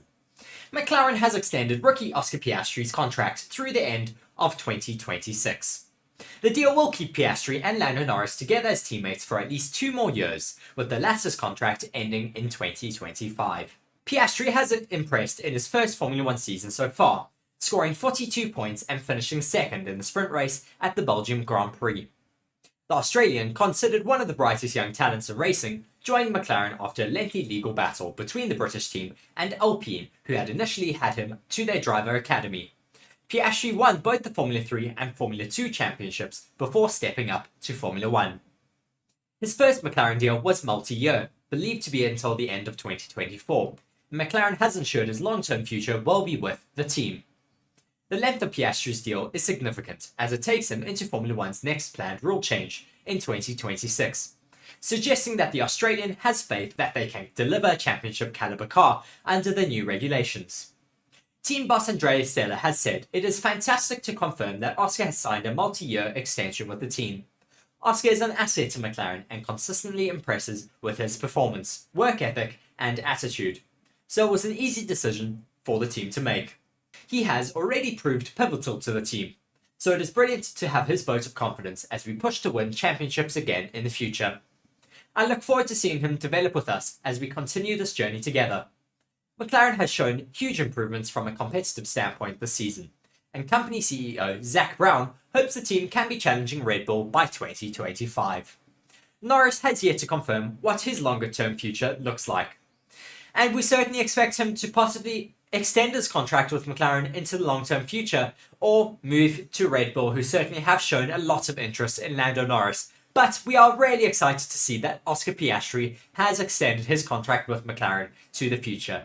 And I'm certainly very excited to see what the rookie Oscar Piastri can do with his Formula 1 future. Thank you very much though for joining me here today for this breaking news. I have been Reece here on Forever Motorsports. Cheers. Hello and welcome to Forever Sports. My name is Reece. I'll be talking to you a little bit today about one of our channel partners, Bitdefender. Bitdefender is a global leader in cyber security. Bitdefender is committed to defending people all around the globe against cyber attacks, as well as to transform people's digital experiences. In the next 6 months, Forever Sports will be covering major tournaments such as the Rugby Championship, the Premier League, the remainder of the Formula 1 season, as well as embarking on the biggest Rugby World Cup YouTube campaign ever. To ensure that these are all a success, it is imperative that the Forever Sports channels and platforms remain uncompromised. And with Bitdefender, we can be assured that our cybersecurity needs are being taken care of. To read more on Bitdefender, please be sure to check the links in the description of our video. Once again, thank you very much to our partner, Bitdefender, for joining the channel. I've been Reece here on Forever Sports. Thank you very much. Hello and welcome to Forever Motorsports for another daily news video here on this channel. Glad to see that we have a few of you waiting already for this video to get started, and a few of you have already voted in that poll that we currently have running. Which rookie are you supporting for the Japanese Grand Prix? Currently it is split between Piastri, Sargeant and Lawson, or equally with 33% on each of those drivers. So we'll move onto our first article of the day. Fernando Alonso is less worried over the Singapore Grand Prix slump after his suspension discovery. Fernando Alonso says he is less worried about Aston Martin's lack of pace in Formula 1's Singapore Grand Prix after discovering how much damage suspension he had on his car. Or how much suspension damage he had on his car, rather. The Spaniard labelled his Aston Martin 23 as undrivable after the race at the Marina Bay circuit last weekend, as he struggled to find any performance throughout the Sunday's Grand Prix. It was only after the Grand Prix, however, that Aston Martin realised the extent to which Alonso's performance had been hit by a damaged front suspension shroud, which had come loose on lap 2 and rotated side-on to disturb the car's aerodynamics. Speaking ahead of the Japanese Grand Prix, Alonso did not offer any specific details about how much lap time the problem cost him, but says it explained why things looked so bad. Definitely it was not helping us, said the Spaniard. We know how much it affected us, and we will not share it, but it was significant. So I'm a little bit less worried about the performance in Singapore after knowing the damage that we had. The pace was not the pace was not the real one in the race, and without that, maybe we could have followed the train of leaders and have less problems with the Alpine and Sergio Perez. Then everything would have changed after that. When you're not fast, you get a lot of issues. One possibility for the cause of the suspension issue was Alonso running over the debris from Yuki Tsunoda's opening crash with Sergio Perez. Alonso would not reveal exactly what happened. It's a private thing, he said. Alonso struggles at the Singapore Grand Prix, where he eventually finished 15th, came in the wake of an equally difficult time at the Italian Grand Prix, where he ended up in 9th. Those results are a far cry from the form that Aston Martin and Fernando Alonso showed at the start of the season, where it began the campaign as Red Bull's main challenger. But despite having just one podium finish since the Canadian Grand Prix with a second place at Zandvoort, Alonso is clear that there is no sense of frustration or disappointment about the pace Aston Martin find itself in right now. Not at all, he said. I'm extremely happy with the project. Also, in difficult races like Singapore or Monza, all our debriefs, all our meetings with the factory, they are very productive. It is the weekends that we learn more in the season. So the steps that we plan ahead for the future, or for next year when we come to those races, are just huge. I never saw that kind of scale in terms of ideas and things on the table. So the motivation that the team has to become a top team and the resources and determination is just outstanding. I am very happy. He added, we have to accept that everyone here in Formula 1 has a very high level. Everyone has great designers, great teams, wind tunnels, all these kinds of things. When we think about our wind tunnel that we have built and will be ready next year, and we have high hopes, most of the teams, that they have that wind tunnel already for a few years, so we just level their capacity. We're just now down, so this is something we need to have our feet on the ground for as well. So glad to see that Fernando Alonso is still looking towards this next weekend in Japan with high hopes that their Aston Martin car can perform quite well at a more traditional circuit. I'm certainly hoping to see that Aston Martin being able to do quite a lot better, but we'll have to wait and see what the future holds for Aston Martin's race car. How can Red Bull secure the 2023 Formula 1 Constructors' Championship at the Japanese Grand Prix? That is the topic of our next video here. Red Bull are very close to securing their 6th Constructors' Championship at this weekend's Japanese Grand Prix. Here's how they can do it. Red Bull are on the cusp of wrapping up another F1 Constructors' Championship. This weekend became their first significant chance after they failed to do so in Singapore. Red Bull's F1 2023 unbeaten streak finally ended last weekend as Carlos Sainz secured Ferrari's first win in over 1 year. Max Verstappen, who cannot win the title until Qatar in 2 weeks, only managed 5th after qualifying outside of the top 10. However, Red Bull are very likely to secure the Formula 1 Constructors' Championship this weekend. Here's what they will need to do.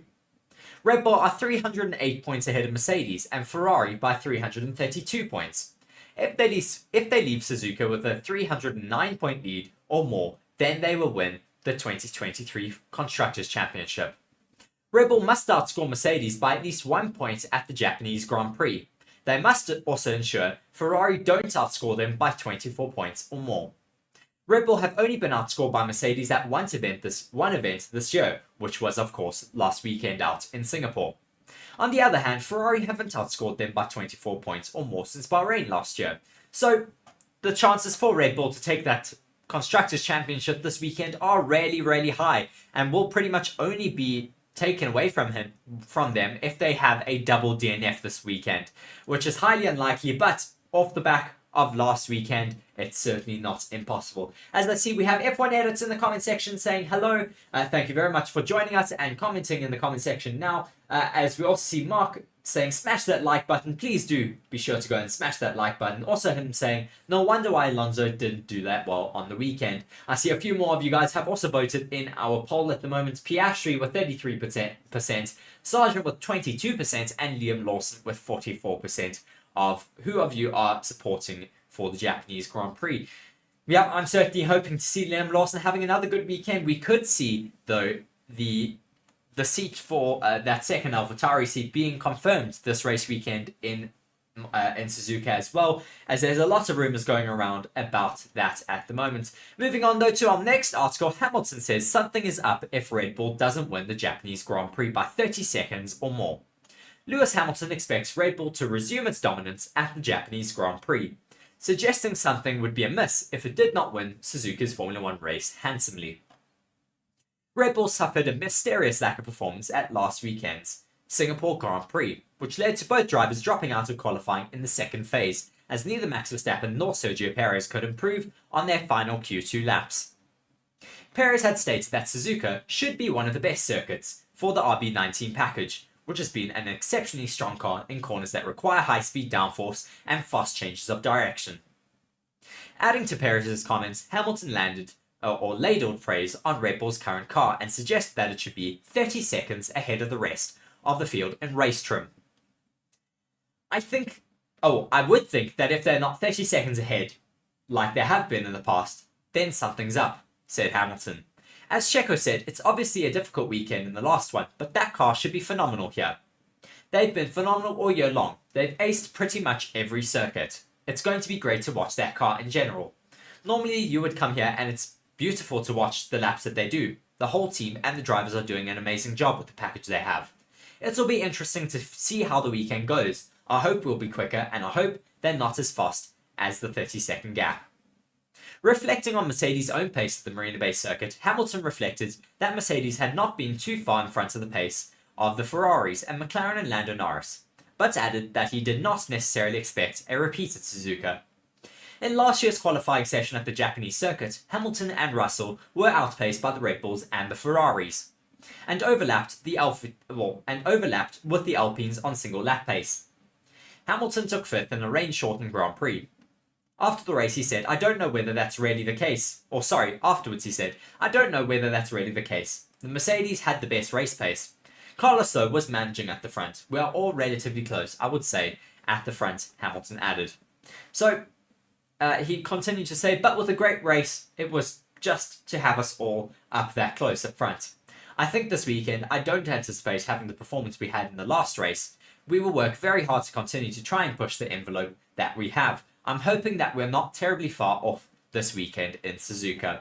So, high hopes for Lewis Hamilton this weekend in Suzuka. We certainly hope to have some more competition up the front of the grid, and it would be great to have a Mercedes, Ferrari and Red Bull title challenge for that race win on Sunday. But we'll have to wait and see what this weekend has in store for us. As we move on to our next article, the Japanese Grand Prix. Lando Norris calls for harsher penalties for blocking in Formula 1 after Max Verstappen incidents in Singapore.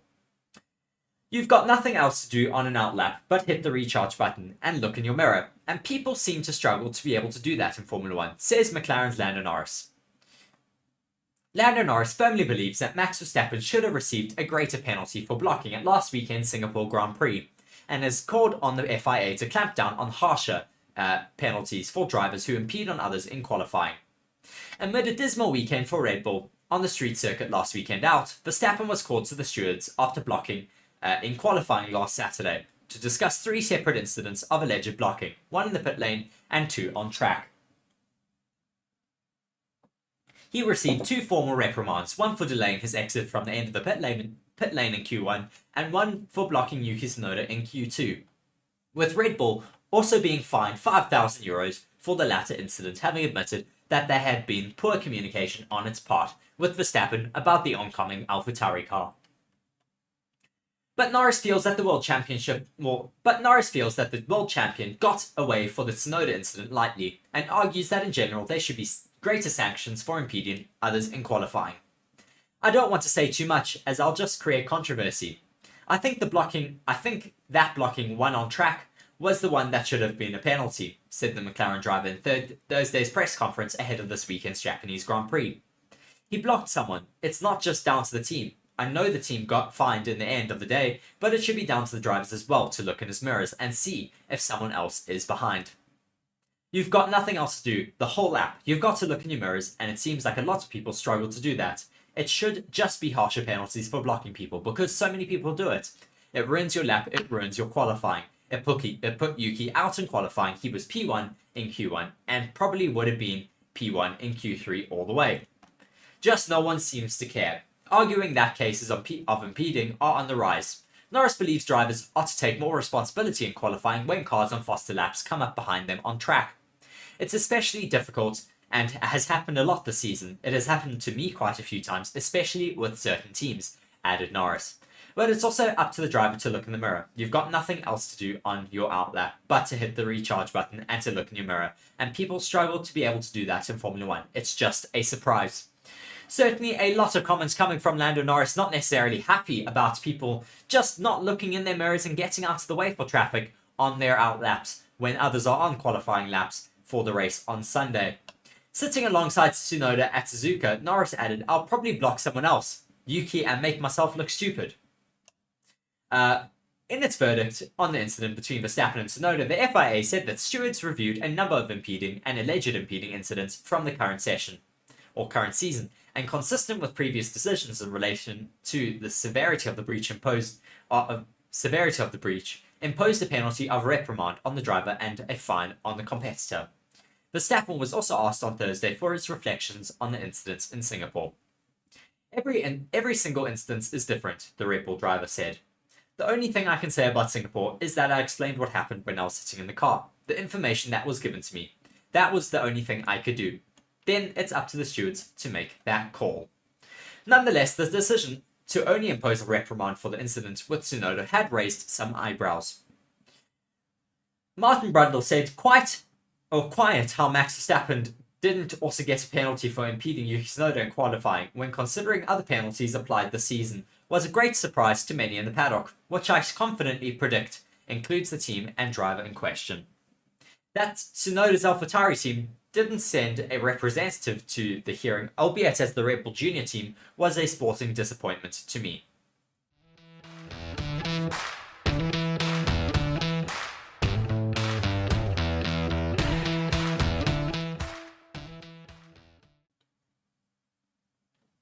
Well, it's a bit of a disappointment to Martin Brundle, but it is expected between those two teams when you have the sister team of AlphaTauri having an incident with the sister team of Red Bull. We'd expect really for them not really to send a representative and kind of just sort it out on their own. But yeah, impeding has come up into the limelight a lot in the recent weeks and months, and we certainly don't want to see drivers being affected by traffic in their qualifying runs again. So moving on to another article, speaking with Lando Norris yet again, he said, "He pushed me a lot. Norris is full of praise for Piastri after the Formula 1 rookie signs a new McLaren deal." Lando Norris believes his teammate Oscar Piastri has exceeded most people's expectations after the Australian's stellar start to his Formula 1 career with McLaren, which has led to a fresh contract. Ahead of this weekend's Japanese Grand Prix, McLaren announced that Piastri had signed a new deal that will keep him on board until at least the end of the 2026 season, 1 year beyond Norris's current contract. It marked the latest highlight in an already encouraging rookie campaign so far, which included a run to P2 behind Red Bull's Max Verstappen during the sprint shootout and sprint in Belgium and 6 Grand Prix points finishes. Giving his take on Piastri's new deal, Norris said, "First off, congratulations to him. I think any contract that allows you to stay longer in Formula 1 is a great thing. He's pushed, and he's performed. He's done everything he needed to do, and I think it's exceeded most people's expectations from what he's been able to achieve early this season. He's pushed me a lot as well. It's not a nice thing. It's not what I want, but he's done a very good job. So congrats to him for continuing for another few years. We've had a fun first half of the season and a lot of progress. I think for him to be part of that progress and to hopefully continue into next year, 2025 and 2026 for himself, it's going to be something really to look forward to." With Norris describing McLaren's lineup as the strongest on the grid, Piastri sitting alongside his teammate during Thursday's drivers' press conference at Suzuka, weighed in with his own thoughts. "I'm obviously very happy to have announced it already," Piastri commented. "I was already around for next year, but to announce it for the end of 26 now is very exciting." Pushed on why it was a 2-year extension, the 22-year-old added, "I don't know. Obviously, I've got 3 years already after this. I think it's always nice to have a sense of security. It's made sense from my point of view and from the team's point of view as well. Longevity and continuation together is a nice bit of confidence for us all." McLaren head into the Japanese Grand Prix this weekend on a high after Lando Norris' second place finish and Piastri's rise from 17th to 7th in the Singapore Grand Prix after being caught up by Lance Stroll's Q1 crash. Yes, well, certainly looking forward to what Lando Norris and Oscar Piastri can do in Japan. It's a more traditional circuit. I think it will suit their cars a lot better, and I'm certainly hoping to see them quite high up on the grid. Maybe we won't just get a 3-way fight for the P1 there in Suzuka, but maybe we'll get a 4-way title challenge between McLaren, Mercedes, Red Bull, and Ferrari this next weekend out. That would certainly be very, very exciting. Let's just jump into the comments here. TC saying the blocking will get worse and worse when more teams join the Formula 1 grid in the future. Yes, that certainly could become more of an issue in the future, but I think we just need Formula 1 to maybe have a look at its reviews and its systems in place and maybe figure out some ways to stop these impeding and these drivers getting in the way of each other on their quali laps. Moving on to our next article though, will Alex Albon compete at the Rolex 24 Hours of Daytona? Rumours currently going around have been saying that Alex Albon could race in the Daytona 24 Hours next year, with an article here from dailysportscar.com saying, current Williams Formula 1 driver Alex Albon has been tipped to compete at the 2024 IMSA Rolex 24 Hours of Daytona in the GTP class with Acura team Wayne Taylor Racing with Andretti Autosport. Wayne Taylor Racing with Andretti Autosport has been rumoured in recent weeks to be fielding a Formula 1 driver in the 2024 Twice Around the Clock Classic in Florida. Speaking on the Week in Sports podcast yesterday, Marshall Pruitt believes Alex Albon is the driver in question. It was mentioned that a Formula 1 driver would be part of its Rolex 24 Hours driver rotation, he said. I have heard on pretty good accounts that driver is Alex Albon, the Williams Grand Prix driver. I had one source in particular who tends to be immaculate when it comes to driver information. It's not something that I have heard from the team because I haven't asked, but to me, that's a cool thing. 27-year-old Alex Albon is no stranger to sports car and GT racing. Back in 2021, when he was without a Formula 1 seat, he competed in DTM with AlphaTauri AF Corsa, finishing 6th in the championship in a Ferrari 488 GT3 Evo. Next year, Wayne Taylor Racing with Andretti Autosport is expanding its GTP effort with two Acura ARX 06s. Ricky Taylor and Felipe Albuquerque and Jordan Taylor and Louis Delatraz have been confirmed as full season driver pairings. This is certainly very, very exciting if we do get Alex Albon getting into a 24-hour seat for the Daytona 24 hours next year. We'll have to check and see whether that does clash with the Formula 1 calendar set out for next year, but it could be very, very exciting to have the likes of Alex Albon competing in a World Endurance Championship race. And I'm certainly looking forward to seeing that. If it does happen, I will certainly be tuning into that. And maybe we'll get that up on this channel and do a live watch along for that. Maybe we'll have to get Mark and as well to pick up the pace for that, because we'll have to stream for 24 hours straight.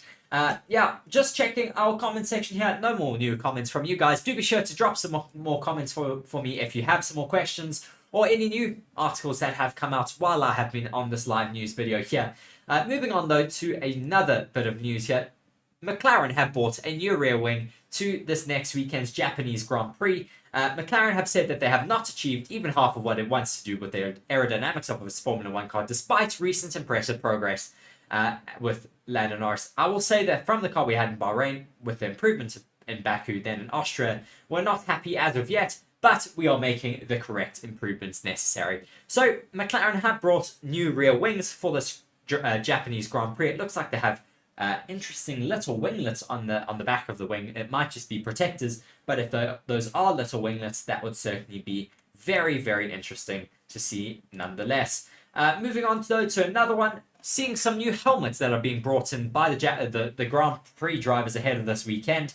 We have Zhou Guanyu bringing in a new helmet. He's got a dark blue helmet with houndstooth designs on that for this weekend. We've also got Lewis Hamilton bringing in a striking new helmet. It's chrome, so it's a battle of the chrome helmets this year. We've had Lando Norris with a chrome helmet, and now Lewis Hamilton has a chrome helmet. I will say it looks incredibly cool. It looks really, really awesome. I'm looking forward to seeing that out on track. Yeah, really, really cool. Mark saying, I'm not commentating for 24 hours, but yes, we can have a look at that. Moving on to another bit of information. Who else have we got with a new helmet? Oh, we've also got Fernando Alonso with a new helmet, a Japanese-inspired helmet. That looks also really, really awesome ahead of this Grand Prix race weekend. And then just moving on to our last bit of information here this weekend. And the title of our video, Sebastian Vettel has gathered all of the Formula 1 drivers around Corner 2 in Suzuka for a gathering and a bit of sustainability ahead of the Suzuka Grand Prix. Sebastian Vettel has gone and set up another set of B hotels in Corner 2 of another Grand Prix circuit. He's done this before in Austria, and he has now done this here in Suzuka in Turn 2. It's going to be Buzzing Corner, and they have repainted the curbs there black and yellow, which I find quite awesome. And then they got all of the drivers together here today. It was actually this morning that they got them all together, everyone out on track, including Robert Schwartzman, and Mick Schumacher was there, so glad to see Mick Schumacher was at least able to see his old friend Sebastian Vettel. And they are, as I said, they all got together, painted some drawings, each team got allocated a beehive, and they each decorated a little bit, but really glad to see all of the drivers getting together for sustainability and to just take part in something really, really exciting for the sport. And of course, it's always amazing to see Lewis Hamilton back in Formula 1 and at a Grand Prix race weekend. Hopefully, we'll maybe see him in the paddock this weekend. I hope to see him on some commentating. Maybe that could be quite cool. But we'll have to wait and see. Carlos Sainz was also notably quite late for his for that meeting of all the drivers. He arrived quite late to that. Just reading a little bit of a blurb from Formula 1. They said, "Welcome to Buzzing Corner. Sebastian Vettel brought together all of the teams and drivers of Suzuka to build B hotels on the inside of Turn 2 as part of his biodiversity project. The curbs have been momentarily been painted black and yellow too." Yeah, so very, very cool to see that Sebastian Vettel is here this weekend. And yeah, let's see what some of you guys say here in the comment section. TC saying the McLaren has improved so much since the beginning of the race season up until now, as well as Senna's helmet color is the all-time best for me. Yes, of course, that iconic helmet from Ayrton Senna will, of course, always be one of the most iconic in the sport. But it is always really cool to see these Formula 1 drivers changing up their helmets for different race weekends now that they are able to do that. Just checking Twitter for any more news articles for you guys. Otherwise, I'm going to sign off for you here today.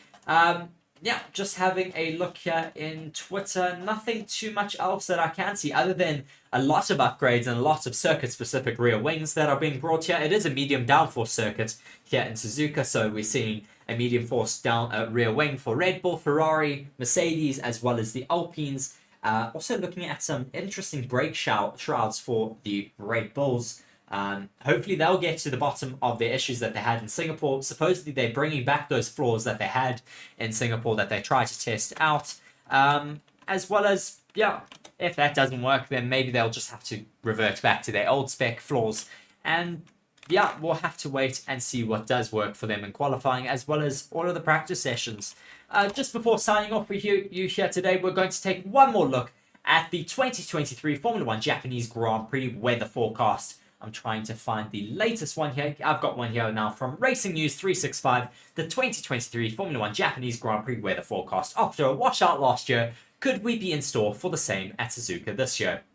The Suzuka circuit will play host to the Japanese Grand Prix, the 16th round of the 2023 Formula 1 campaign. After a dry weekend at Singapore and Monza, it looks set to change with rain affecting some of the weekend at Suzuka. According to our friends at weareonline.com, September is a wet month in Suzuka, with an average of 195mm of rain. The Grand Prix weekend will see lots of clouds and showers on Friday for the morning practice session. In the afternoon, though, the shower chance decreases, which is favourable for the second practice session. Rain, though, could impact the weekend. Over the weekend, the chance of showers is smaller, as cloud cover and sun alternate. It is not guaranteed to be dry, and a local shower remains possible, especially on Sunday. Due to the local nature of that shower, there's a good chance it will miss Suzuka should it rain during the Sunday's race. The precipitation will be brief and not compared to last year's rain, though. Currently, it is tropically hot in Japan, and in the Suzuka region, it is 30 to 34 degrees Celsius. After Friday's rain, it will be less warm, and over the weekend, it will be around 28 degrees Celsius. So glad to see that it is going to be good weather, at least in Suzuka this race weekend. And just going over a little bit of stats of this Suzuka Grand Prix, all the most important facts and stats that you need to know ahead of this weekend in Suzuka. The vital statistics of this Grand Prix. The first Grand Prix held here was in 1987, with its track length being 5.807 kilometers. The lap record set by Lewis Hamilton in 2019 is at 1 minute and 30.9 seconds. The most pole positions around here is Michael Schumacher with 8, and the most wins by also Michael Schumacher with 6. Suzuka is the only figure of 8 track on the Formula 1 calendar at the moment, and the pole run to turn 1 breaking point is 277 meters. Well, we are certainly looking forward to this weekend in Suzuka. It is one of my favorite circuits on the calendar. We'll also be getting up a race or gaming stream for all of you guys that will be part of our build-up package for this weekend. We're going to be joining you bright and early tomorrow morning. It is going to be my birthday, so do be sure to join us in the comment section for that and send all of your wishes. It's going to be a very, very early stream, so hopefully all of you guys will be able to join us. But if you're not, do be sure to just go and watch that replay, watch the highlights from that session. We will be uploading, of course, our review of the first and second practice sessions that are being held tomorrow. The first one is at 4 a.m. South African time. Second practice session, I think, is at 8 a.m. Let me just double check my schedule. 4:30 a.m. is free practice 1. 8 a.m. is free practice 2. So very bright and early, but we will be joining you bright and early for that. Thank you very much, though, for joining me here today for my Formula 1 daily news video. It has been very good to join all of you guys again. Great to have you all here in the comment section. TC saying great news updates, appreciate it. And Mark just saying thank you very much. Thank you guys all for joining me. I have been Reece here on Forever Motorsports. Cheers. Hello and welcome to Forever Sports. My name is Reece. I'll be talking to you a little bit today about one of our channel partners, Bitdefender. Bitdefender is a global leader in cyber security. Bitdefender is committed to defending people all around the globe against cyber attacks, as well as to transform people's digital experiences. In the next 6 months, Forever Sports will be covering major tournaments such as the Rugby Championship, the Premier League, the remainder of the Formula 1 season, as well as embarking on the biggest Rugby World Cup YouTube campaign ever. To ensure that these are all a success, it is imperative that the Forever Sports channels and platforms remain uncompromised. And with Bitdefender, we can be assured that our cybersecurity needs are being taken care of. To read more on Bitdefender, please be sure to check the links in the description of our video. Once again, thank you very much to our partner, Bitdefender, for joining the channel. I've been Reece here on Forever Sports. Thank you very much. Welcome to Suzuka, home of the Japanese Grand Prix. Suzuka is a 5.807 kilometer circuit that is made up of 18 corners. The most infamous corner around Suzuka is the 130R, a high-speed left-hander that sees drivers flying through at 320 kilometers an hour. Suzuka is one of only 2 FIA Grade 1 licensed tracks to have a figure-8 layout, the other one being the Fiorano circuit. Suzuka has been on the Formula 1 calendar since 1987. The most successful driver around the circuit is Michael Schumacher, who holds the most pole positions of 8, as well as the most race wins around Suzuka with 6. The current lap record around Suzuka is a 1 minute 30.98, set by Lewis Hamilton in 2019. This circuit has become one of the Formula 1 drivers' favourite circuits on the calendar, due to the tricky circuit layout that many enjoy, as well as the extremely passionate and dedicated Japanese fans that line the circuit throughout the race weekend. Around this circuit, the probability of a safety car is high and sits around 50% for Sunday's race. With narrow margin for error, the drivers will certainly need to keep their concentration up around a lap of Suzuka. Watch now as you get taken on board for a lap around Suzuka.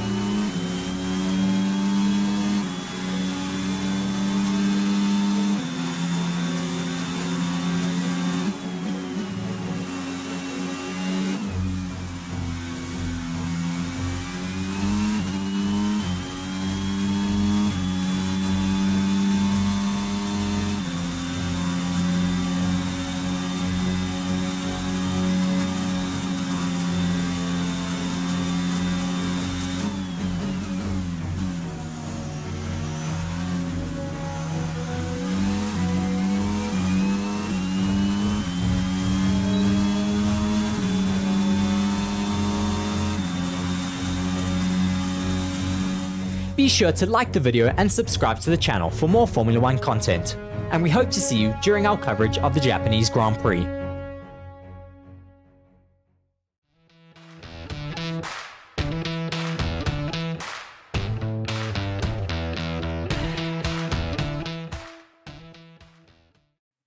Hello everybody and welcome to Forever Motorsports. Here you're joined by myself, Mark and Reece, for our weekly, or most of the time, weekly Forever F1 podcast. Of course, this is on Tuesday today. And let us know where you're watching from. Please be sure to subscribe to the channel and like the video for more content like this for our weekly podcast. So we're going to go through lots of news today. Of course, the main thing that we're going to be talking about is that driver position in AlphaTauri. Who's going to take that seat next year? And Reece busy got his phone coming off as he's trying to go get the comments, I'm sure. Yes. But yes, anyway, so we're going to look at a few articles and also answer some of your questions. And otherwise, let's go and have a look. So Reece, of course, Red Bull are facing a bit of a dilemma in terms of who's going to take that seat. Of course, de Vries was fired earlier this year. removed from that seat. Daniel Ricciardo came in to replace him, and then Daniel Ricciardo broke his hand, and then Liam Lawson came in to replace him, of course.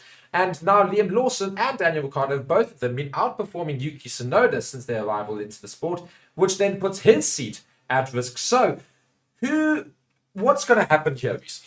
I think certainly the biggest issue for Red Bull and AlphaTauri this year has been the fact that Daniel Ricciardo did come in as their second driver, replacing Nyck de Vries. Yes, that one.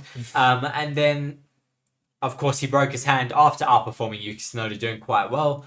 He already is pretty much a given that he's got that seat, so we know he's not going to be replaced, that's for sure. It's that second seat. It's either going to be Yuki Tsunoda or Liam Lawson. Liam Lawson has now come into Formula One, and in his third race has scored points, and not just a single point. He scored 2 points. He's finished 9th in Singapore, the toughest race on the calendar, and he did really well there. I think he deserves to get a full-time seat. But the reports that are coming out are that Yuki Tsunoda might possibly be having his contract renewed in the next race in Japan.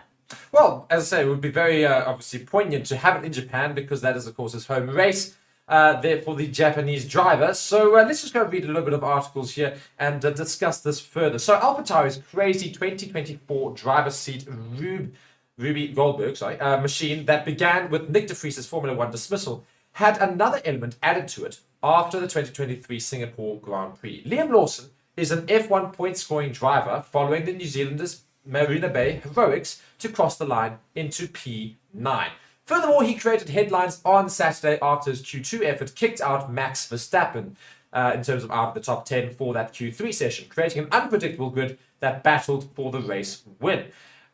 So showing such potential only 3 rounds into his Formula One career means that Lawson has cannonballed rather than thrown his hat into the ring for a 2024 seat. I don't think we can argue with that. He's been very, very good since coming into the sport. Yes, and I think what you really have to look at now off the back of the Singapore Grand Prix, yes, of course, Yuki Tsunoda was unfortunate that he was actually, it wasn't an engine failure like we thought it was.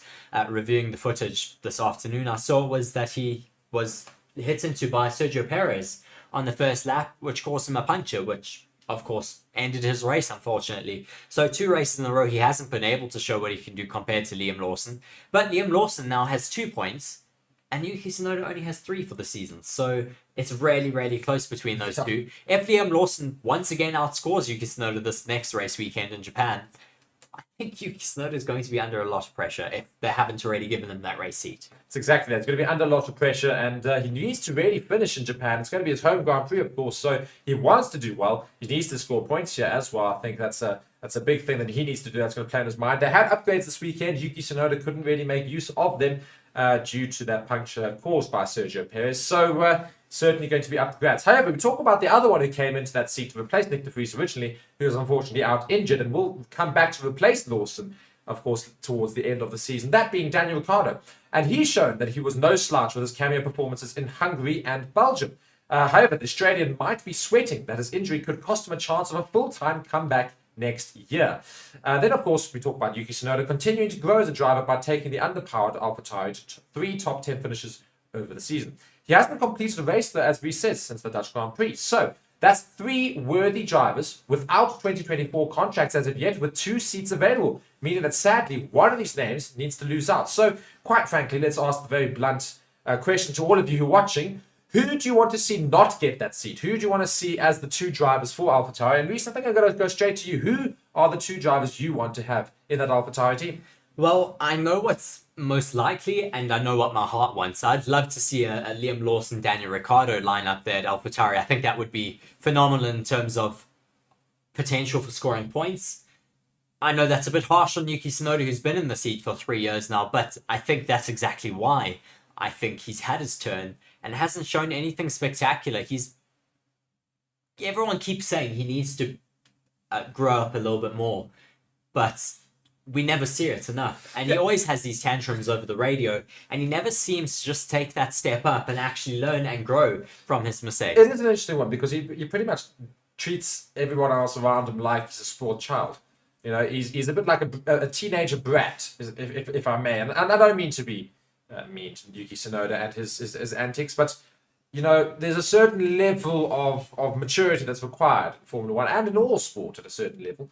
This is the highest form of motorsport in the world, and you expect a certain level of level-headedness, I suppose, which you don't get from Yuki Tsunoda. He's very passionate, I give him that, but I think a bit too bratty, I think, is a good word to use. So it requires a lot of calming that down, and I think that's also another reason why some people don't necessarily like him as much, because every single time something goes wrong, you've got this complete temper tantrum coming from Yuki Tsunoda each time. I mean, I wouldn't say he's bratty. I'd definitely say he's very hot-headed because, as you say, he can be quite hot under the helmet, and he has some very fiery exchanges with his race engineers and with the pit wall. Quite a lot of the time, they're having to calm him down throughout the race if he's made a small mistake or if he's been given a penalty for something. It takes a very, very long time for him to cool down under the helmet.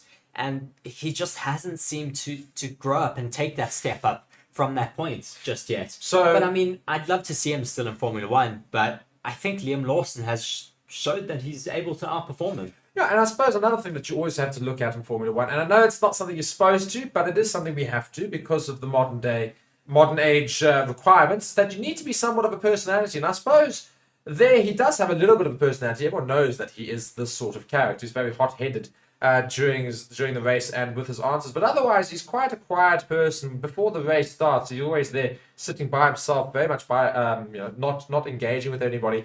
He's not quite the character outside of the car as Formula One might demand of you. But having said that, neither is Liam Lawson really. He's also a very quiet character, doesn't seem to get around too much. It's not quite like the other third driver here that's in contention, like Daniel Ricciardo, who's of course loves the lights, loves the camera, and loves putting on a show for everyone. So it's another thing you have to look at. Obviously, it's very minimal, but I think who would you prefer to have?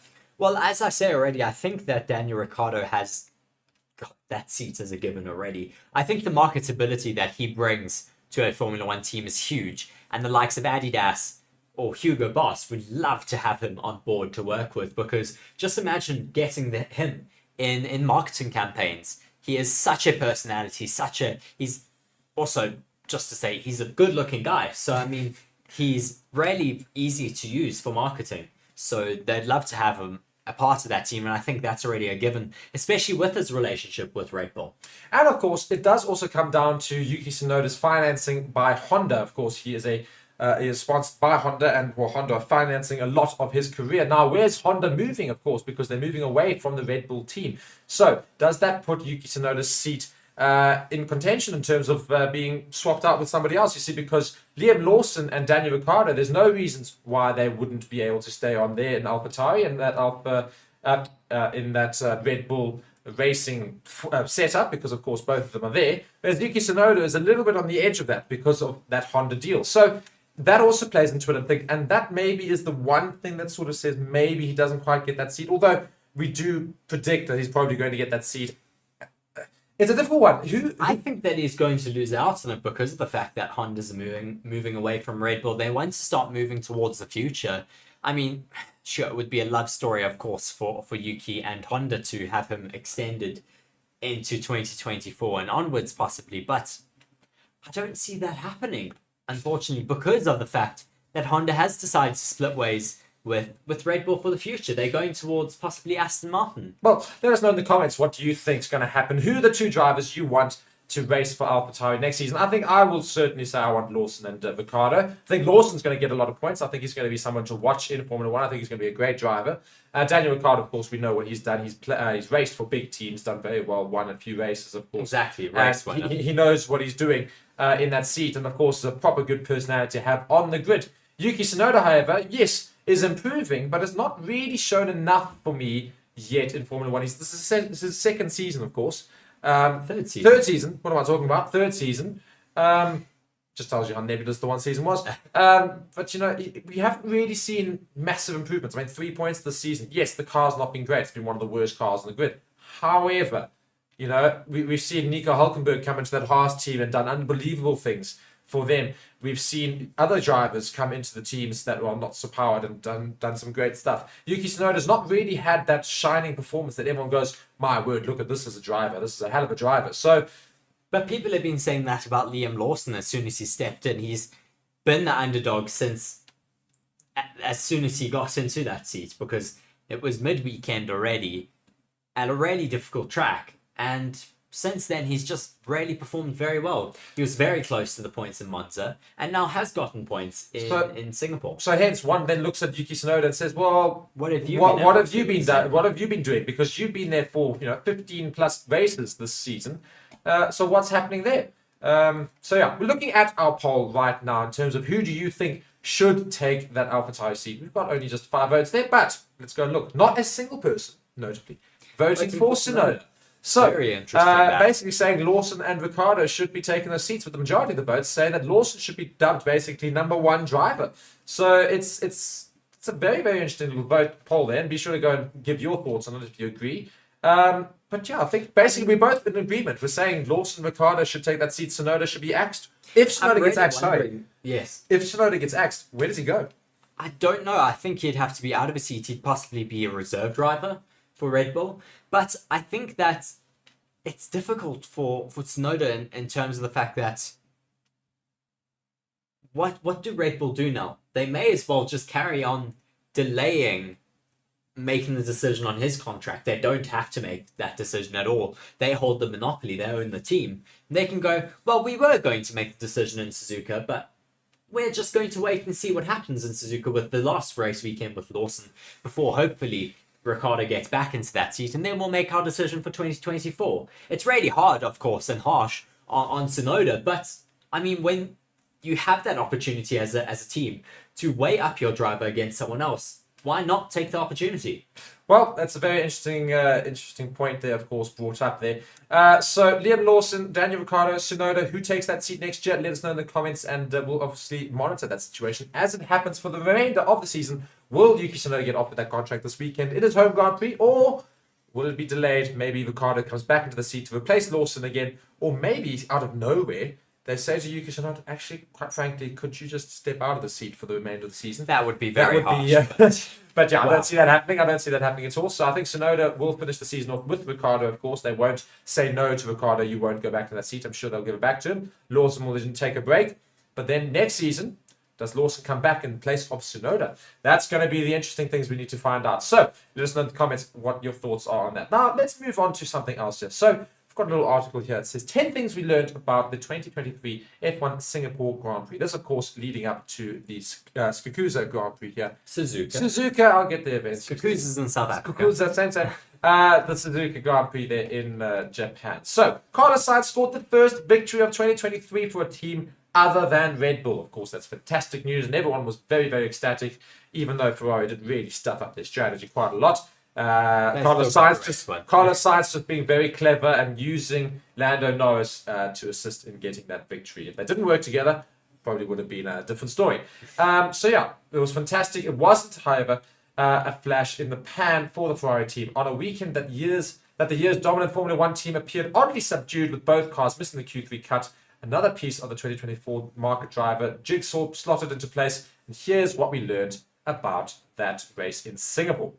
Hello and welcome to Forever Sports. My name is Reece. I'll be talking to you a little bit today about one of our channel partners, Bitdefender. Bitdefender is a global leader in cyber security. Bitdefender is committed to defending people all around the globe against cyber attacks, as well as to transform people's digital experiences. In the next 6 months, Forever Sports will be covering major tournaments such as the Rugby Championship, the Premier League, the remainder of the Formula One season, as well as embarking on the biggest Rugby World Cup YouTube campaign ever. To ensure that these are all a success, it is imperative that the Forever Sports channels and platforms remain uncompromised. And with Bitdefender, we can be assured that our cybersecurity needs are being taken care of. To read more on Bitdefender, please be sure to check the links in the description of our video. Once again, thank you very much to our partner, Bitdefender, for joining the channel. I've been Reece here on Forever Sports. Thank you very much. Red Bull was finally toppled. That's the one thing. That their car is not invincible. Is not unbeatable. However, it's still very strong. I think it's definitely they're something. going to be strong back out. Yeah, I think Japan, they'll be very strong yet again. I think we're probably going to see a Red Bull 1-2 or something similar to that this weekend. But great to see that Red Bull can be undone in certain circuits. And interested to see that it didn't happen at Monaco this year because they were all right. I wonder if they just tried. I was reading reports that they tried some new floor setups this race weekend. They tried new floors. And maybe they just didn't work because, of course, they've had those reduced aerodynamic tunnel testing. So maybe they just tried to put some upgrades in without having used the wind tunnel, and they haven't worked. Yeah, well, and of course, the big thing that everyone was talking about over the weekend, attributing Red Bull's downfall in terms of the weekend and their positions in qualifying, not making it to Q3 for both drivers, was the flexi wing clampdown by the FIA, which everyone reckoned that was the main reason. But Red Bull came out and said that no, they didn't. Well, didn't have to change much at all for the weekend. Yes, So, and I have information that actually debunks all of that because, as I said, they were having issues with those new upgrades that they had. They went back to their old spec wings or old spec floors. So to tell you. They were fine again. They had pace for the race at least, but of course missed out in qualifying because they had less running time to set the car up. But yeah, very interesting to see that they weren't necessarily hindered by those flexi wing clampdowns and the technical new technical directive that was introduced in Singapore. But we'll have to wait and see whether they are going to be competitive in Suzuka in Japan. Now, the next thing, of course, we learned from the weekend was the fact that Sainz has been putting on quite a lot of form these past few weekends and doesn't show a sign of ending, as it's only going up and up and up for the Ferrari driver as he went and won this past weekend there in Singapore. So, what do you think he can do this weekend? Well, he's certainly been putting a lot of pressure on Charles Leclerc. He's been outperforming him in every single race weekend so far. From the second half of the season, I am very surprised to see that Charles Leclerc hasn't been doing all that well. And here's another point saying Ferrari's recent car changes have hurt Leclerc in the 2022 Verstappen way. I don't know what that means. But yeah, it's interesting that the new sort of car in 2023 does not suit Charles Leclerc's driving style, who's meant to be the number one driver at that team, but Not is anymore, now, no, he is the number two I really driver don't. in terms of performance. I think Sainz has really shown his class these past few race weekends and has been consistent. And again, we always talk about consistency being a big thing in Formula One. And I think Leclerc has really struggled with that, not just this season. Last season, he was doing, they had a much better car last season in terms of competing with Red Bull. And he wasn't consistent enough as a driver to do anything last season. And this season, I think it's been even worse for him. So it's a real crux period for Leclerc now going into next season, because next season he really needs to fix not just obviously the team that he's with, but his own driving. He needs to make sure that he is out and out the number one driver, because if you've got the same car as Carlos Sainz and you're supposed to be the number one driver, you cannot be outperformed by him on a regular basis. He needs to be more involved with the entire design of the car. He needs to become involved behind the scenes as much as possible back in Maranello. He needs to build the team around himself so that they design a car that suits his driving style, not Carlos Sainz's specifically. I don't think they've done it on purpose. I think that's just the way that the development of this year's car has gone, and that's why Carlos Sainz has really benefited. Just looking at the next point, George Russell must learn from the Singapore race crash to reach his full Formula One potential. George Russell, unfortunate there. I see we do have a comment from TST. Yes, we'll we speak do. about We'll that in a go second. to this first, yeah. But yeah, George Russell in the final lap of the race was really, really close to the back of Lando Norris. Lando Norris said he made the exact same mistake on the same lap. He touched the barrier a little bit into turn 10, I think it was. Yes, it was turn 10. And Lando Norris said he was fine, but George Russell hit it a little bit harder, breaking his front right suspension and going into the barrier. I think probably George Russell was following him a little too closely and tried to follow his line and thought a bit closer. And then because Norris touched the wall ever so slightly, Russell's maybe a little bit wider trying to think, because he's thinking immediately after this turn, I'm going to make the dive around the outside. So I think that's maybe why he was a little bit wider, and that's why he was outdone by that wall. But he was basically in tears after the Grand Prix talking about that incident. And I mean, he was apparently very, very upset. We've seen this in the past. He's a very emotional character, and I think it just speaks to the fact that he puts so much into his racing and really gives it his all and puts his entire heart and soul into it. That's what a racing driver is. There's so much adrenaline, and you put everything on the line as a driver. Of course, you're putting your life at risk at the same time. So Yeah, just reading what TC said here, they said, I think if Lawson gives more consistent results in the next races, then he should get the seat. I agree there, TC, but I do think he's got a only going to limited get one more opportunity. He's got a limited opportunity though, because Ricciardo will come back, and I'm fairly certain Red Bull won't be that harsh and go and say to Danny Rick after coming back for 2 races and then having to unfortunately sit out due to those injuries. I don't think they're going to go and say to Ricciardo, no, you're not going to come back into the seat. Sorry, better luck next time.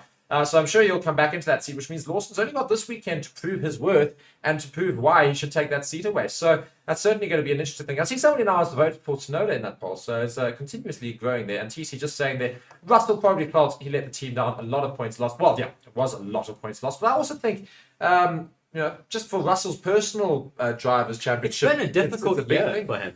So I think it would have been really good for his self-confidence to get that podium, and this really has maybe given him a bit of an off. It was the first time that we saw Russell finally get to grips with that car, because of course when they made that change and they made that decision to go back to side pods on that car, Hamilton was suddenly really struggling and has been struggling for a fair while, and Russell then of course did brilliantly this weekend. Russell was fine with 0 side pods. Yes, then Hamilton was fine with side pods. Yes, and now it took a really long time for Russell. That's what I mean. I meant the other way around. Sorry. I got what you I meant the other way around. But yes, so Russell was finally getting to grips with the car and was going to show it this weekend in terms of beating Hamilton and doing really, really well, then crashing out. I think it's a big confidence booster because he was on the right trajectory for himself, and then the crash. Of course, that's Mercedes. We've been talking about all the things that happened in Singapore. The unfortunate thing, and the thing that I do get a little bit upset about, is that of Fernando Alonso. Difficult race for Alonso on Sunday, unfortunately. On a weekend to forget for Aston Martin, and before he put it in an oddly poor and mistake-riddled race performance, Fernando Alonso raised eyebrows with his comments on Formula One's knockout qualifying system. The Q1, 2 and 3 format has been in place since 2006, bars Formula One's short-lived experiment with the elimination qualifying in 2016, and is popular with fans. In Singapore, though, the usual maximum lap time procedure installed to stop drivers going unnecessarily slowly and causing traffic issues was scrapped following a driver's vote. But when traffic nevertheless becomes a problem, particularly in Q1, Alonso suggested another previously used format should be considered instead. Whatever the FIA do, we will find a way to sail that kind of rule, he said. They have a very difficult job in terms of managing traffic on street circuits. I've said many times that there is only one way to find a solution, which is single lap qualifying, last used at various arrangements in 3 years running up to 2006. All the other solutions we can test, but will never work because we will find a way. I think the qualifying format is obsolete. It has been the same for 20 to 25 years. But the cars are not the same. We have hybrid engines. We have to charge the battery. We have to cool the tires. So the only way to go forward is 1 lap qualifying. Well, I think also another reason why he would probably say 1 lap qualifying is because it would benefit him quite significantly. He's one of the few drivers that can nail his lap straight away, whereas a couple of the others will have 1 or 2 attempts, and then 1 of the 2 attempts will be good enough. So, of course, he's going to say that, but I don't quite disagree with him. In certain tracks like Singapore, traffic does become a massive problem. Traditional circuits like Japan won't be nearly as much of a problem. It should be fine. But it shouldn't be used for really tight street circuits like maybe Saudi Arabia, maybe Monaco, here, of course. And then moving on to what happened to Fernando Alonso's teammate here this last weekend. He had a massive crash in qualifying. We really are glad to see that he walked away from that car unhurt. Of course, he did sit out of the race on Sunday because the car wasn't able to be rebuilt, as well as he was still quite sore from that accident. But it was a huge incident that saw Lance Stroll smashing into the wall at the end of his lap into turn 19. And once more, just costing Aston Martin more valuable points. At the end of the day, take away the sympathies with Stroll. It's another crash. It's another letdown performance. It's another ruined race weekend for Aston Martin where one driver did all right and the other did not. So, again, everyone keeps having eyes on Stroll. How much longer is he going to stay in the sport? That's a big question. How much longer can he stay in the sport? It's really difficult to judge right now because, of course, his dad owns the team. I don't think you can really give him an exit date until he's ready to leave. Well, because I think that's how it's going to be. Somebody needs to make the decision. Somebody needs to go and say, listen, pull up your socks or get out of the team. Go play tennis or something. Go start your own business. I'm sure his dad can loan him a small loan of $1 million or something similar. But really, I think it's a real problem because he's in quite a decent car. He's got a very good teammate, of course, and he's not performing anywhere near the levels that we expect from the Aston Martin driver. Yes, well, also looking at another point from this last weekend in Singapore, the new enforced Singapore changes were popular with the drivers. Of course, there were those changes to the track for this last race weekend. Due to the construction going on in the Marina Bay, they revised the last sector of the track to remove the old turns 15, 16, 17, and 18 and put a straight there, and then there was a chicane before the final sector. It made it actually quite exciting in terms of racing and raceability, with drivers getting really close into that sector and then allowing them to follow even close into the final sector and getting some overtakes there. Well, it's exactly that. I think it actually benefited the Singapore Grand Prix. So quite frankly, keep it. I know they said it's temporary just for that construction, but keep it. I think everybody quite enjoyed it. It also made, it's a very long lap otherwise. A 1 minute 42, 1 minute 41 is the fastest lap you saw in the previous circuit. The new circuit just for this last weekend was a 131, 132. So it's, you lost 10 seconds there. It's actually quite beneficial for us fans. It's quite nice to see shorter laps, because shorter laps means we can see the same sort of periods and people could follow a little bit closer and have longer battles. So it's a bit more fun to watch. So personally, I'm all for it. Keep it there. That's my opinion. But we'll go to it. CC also saying it's better to keep Stroll as driver than to make him a technical director. Lol. I definitely think that's an interesting point. Yes, I don't know how he would do as a technical director at all. So I think, yes, keep him maybe behind the wheel for now. But I don't know about whether his dad or anyone else in the team is ever going to be able to tell him to get out. Yeah, it's exactly that. So I think that's pretty much wrapping up a lot of the stuff that we had to talk about this podcast and this week. So thank you guys so much for joining us. I'm not going just yet. I'm just going to talk about a couple of last things, and that's the fact that we've talked about the other three drivers in that AlphaTauri seat, Tsunoda, Ricciardo, and Lawson, in terms of who's going to take those two seats for next year. And we've had our discussions about that. Me and Reece both think Lawson and Ricciardo and Tsunoda can just chill on the sidelines. But whatever happened to De Vries? So, Nyck de Vries, I spoke about it a little bit in my morning news show, but if you didn't follow that, Nyck de Vries is planning a sports car switch following his Formula 1 exit. The Dutchman is eyeing a switch to the World Endurance Championship following his mid-season exit from AlphaTauri.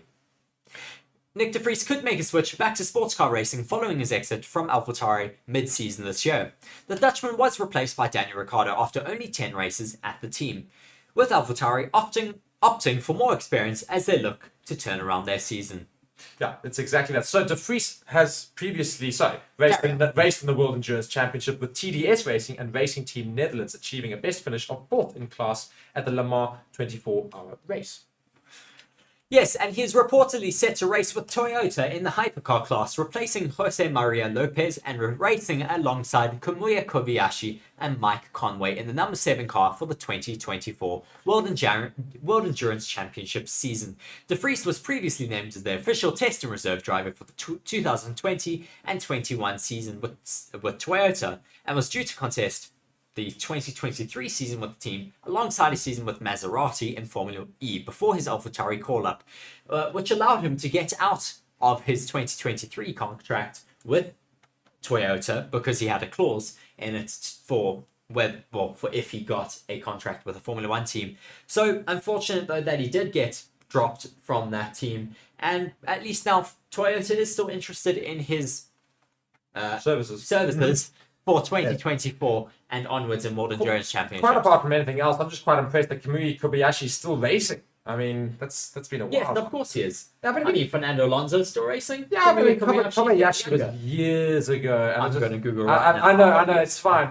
Yes, he is young. I know he is younger than Alonso, but it's just, certain drivers you just feel have been there and done that. When they leave Formula 1, you just forget about them. And I think that's definitely one of those. But yes, nonetheless, it looks like Nyck de Vries is leaving Formula 1. He is 37 now. So he's not that old. He still has a long racing career ahead of him. And he's been doing very, very well in World Endurance Championship with Toyota. But nonetheless, that brings us to an end of our podcast here today. Thank you very much for all of you for joining us. As I see TC says, thank you, gents. Thank you very much for joining us, TC. Yes, we have been here on Forever Motorsports for our Forever F1 podcast. I've been Reece. I've been Mark. Thank you very much.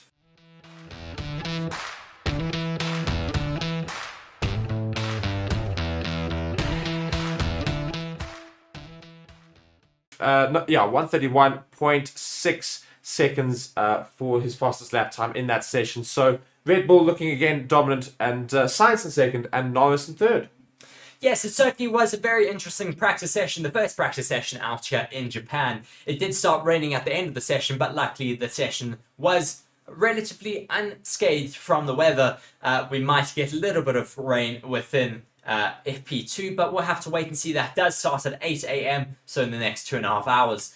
But off the back of that session, just to read our top 10, Max Verstappen finishes that session up in P1.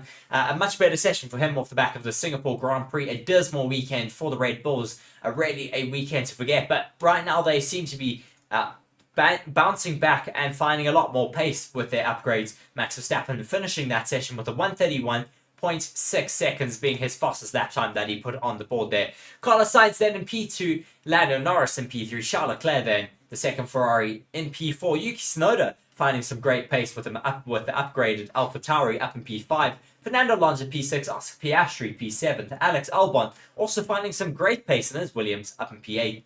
Liam Lawson P9 and Lance Stroll in P10. Then Mark for the bottom 10. Yes, indeed. So Perez all the way down in 11th though. So whilst Verstappen has improved upon his times in this week compared to last week, Perez is yet to do that, but I'm sure we'll see that change in practice too. Then we've got Pierre Gasly in 12th, Russell in 13th, Hülkenberg 14th, 15th is Ocon, 16th is Hamilton, 17th Bottas, 18th Magnussen, 19th Sargeant, and 20th is Zhou. Now, do not be stressed about Mercedes being quite far down, 13th and 16th. They did not do any soft tyre runs there. So, of course, that's why their times look quite slow. But we'll see that, I'm sure, in FP2. We'll see some better times from them. Yes, we should see some better times being put in by the Mercedes in FP2. And I'm also very interested in seeing what they're going to be able to do here this weekend. I think the circuit should also be able to suit their car off the back of a good run in Singapore. So we'll have to wait and see what is going to happen in FP2. But certainly a very interesting FP1 session here in Japan. Always great to see cars out here in the Suzuka track.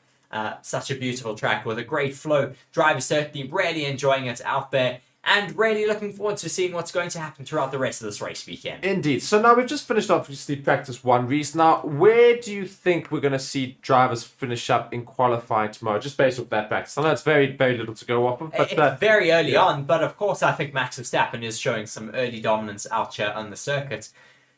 I don't know if it's a little bit too early to make the call between McLaren and Ferrari, though, just yet. I'd love to say I want McLaren maybe to have a little bit better pace. The circuit should maybe suit them a bit better, as well as the Aston Martin should be very fast around here. So I'm going to say Verstappen's going to be fastest. I think Sergio Perez should be able to bounce back a little bit better as well and put his car a little bit further up the grid. And then I'm going to say I think the Ferraris are going to be able to eke it out ahead of the McLarens this race weekend. So okay.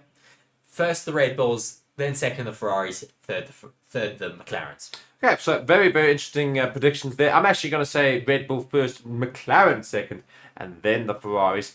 As we did see a stat earlier in the session, Ferrari have not won here for many years, 19 years to be exact. Since 2004.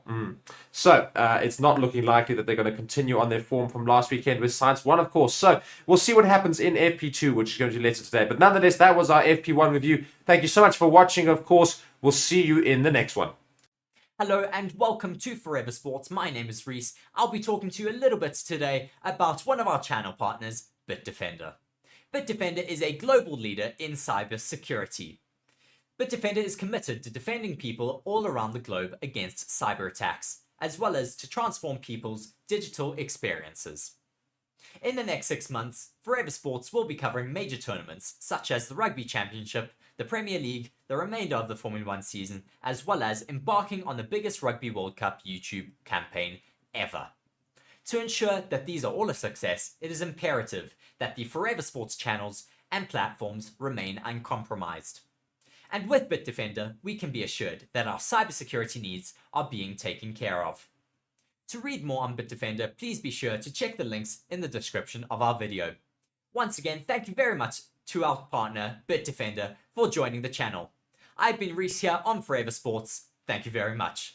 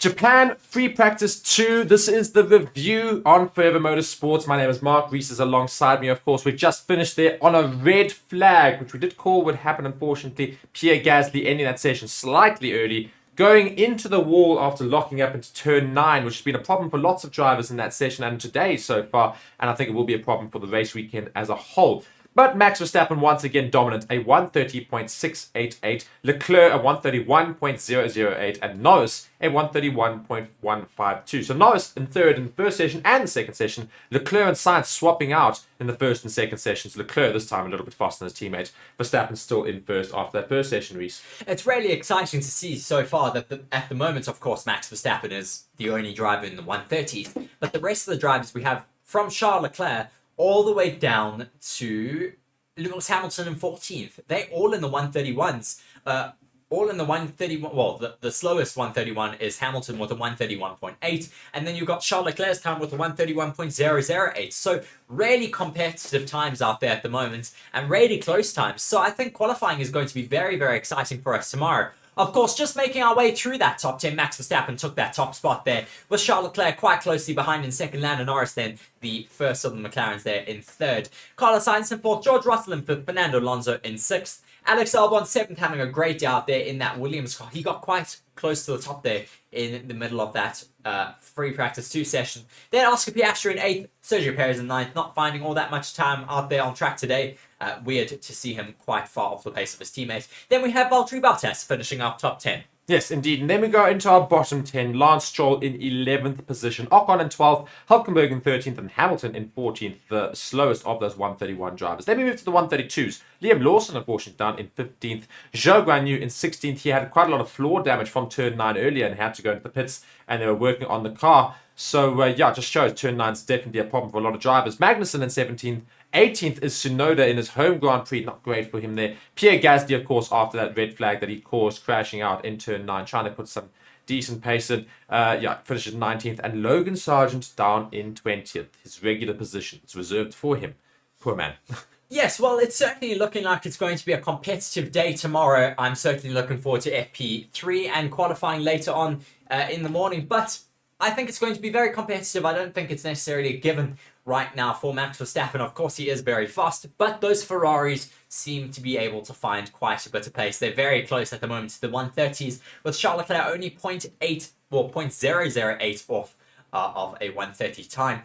But who do you think we'll see tomorrow taking the top of the timing boards? I think Max Verstappen will still take it, but those McLarens and the Ferraris are going to be very close. Yeah, so I think Verstappen's going to take it. I'm sure the Ferrari, Charles Leclerc and Sainz will battle it out for second, and Norris will be there and thereabouts. Russell might also find a little bit of pace. Alonso as well, I'm hoping we'll find some more pace as well. But I do think it'll probably be Ferrari, and will probably be Red Bull, then 2 Ferraris. Now, interesting to note as well, we talk about Red Bull's Verstappen doing quite well, but look at the other side, being Sergio Perez. What's happening there? Yes, it is very weird to see Sergio Perez off the pace, but it might just be these new upgrades. He didn't really like them in Singapore either. He might be struggling with them here. They might have to go back to the old spec car that he is a bit more comfortable with. I don't blame him. They are, of course, upgrading the car in a way that they see fit, and of course, it's Max Verstappen's team, so they are going to be moving in a direction that does possibly suit him a little bit better, and that might not be giving them a car that suits Sergio Perez's drivability standards. But we'll have to wait and see what happens throughout the rest of the weekend. I'm sure Sergio Perez will be able to find out some more pace. But nonetheless, really, really exciting for the rest of this weekend out here in Suzuka. Yeah, indeed. So we've given our predictions. Please be sure to give your predictions as to what's going to happen in qualifying and, of course, in Free Practice 3 tomorrow as well. In the comments, go and comment down below. Who do you think is going to top qualifying, and give you reasons why and otherwise. And also, guys, be sure to like this video and subscribe to the channel. We'll be joining you, of course, for all the other sessions this weekend here in Suzuka, in Japan, of course. An exciting race weekend right ahead. Very early in the morning for us, but hopefully you guys will tune in and join us for it as well. You've been watching Forever Motorsports. I've been Mark. Reece has been alongside me. Thank you so much for watching this Japan Free Practice 2 review. We'll see you again very soon. Cheerio. Hello and welcome to Forever Sports. My name is Reece. I'll be talking to you a little bit today about one of our channel partners, Bitdefender. Bitdefender is a global leader in cyber security. Bitdefender is committed to defending people all around the globe against cyber attacks, as well as to transform people's digital experiences. In the next 6 months, Forever Sports will be covering major tournaments such as the Rugby Championship, the Premier League, the remainder of the Formula 1 season, as well as embarking on the biggest Rugby World Cup YouTube campaign ever. To ensure that these are all a success, it is imperative that the Forever Sports channels and platforms remain uncompromised. And with Bitdefender, we can be assured that our cybersecurity needs are being taken care of. To read more on Bitdefender, please be sure to check the links in the description of our video. Once again, thank you very much to our partner, Bitdefender, for joining the channel. I've been Reece here on Forever Sports. Thank you very much. Welcome to Suzuka, home of the Japanese Grand Prix. Suzuka is a 5.807 kilometer circuit that is made up of 18 corners. The most infamous corner around Suzuka is the 130R, a high-speed left-hander that sees drivers flying through at 320 kilometers an hour. Suzuka is one of only 2 FIA Grade 1 licensed tracks to have a figure-8 layout, the other one being the Fiorano circuit. Suzuka has been on the Formula 1 calendar since 1987. The most successful driver around the circuit is Michael Schumacher, who holds the most pole positions of 8, as well as the most race wins around Suzuka with 6. The current lap record around Suzuka is a 1 minute 30.98, set by Lewis Hamilton in 2019. This circuit has become one of the Formula 1 drivers' favourite circuits on the calendar, due to the tricky circuit layout that many enjoy, as well as the extremely passionate and dedicated Japanese fans that line the circuit throughout the race weekend. Around this circuit, the probability of a safety car is high and sits around 50% for Sunday's race. With narrow margin for error, the drivers will certainly need to keep their concentration up around a lap of Suzuka. Watch now as you get taken on board for a lap around Suzuka.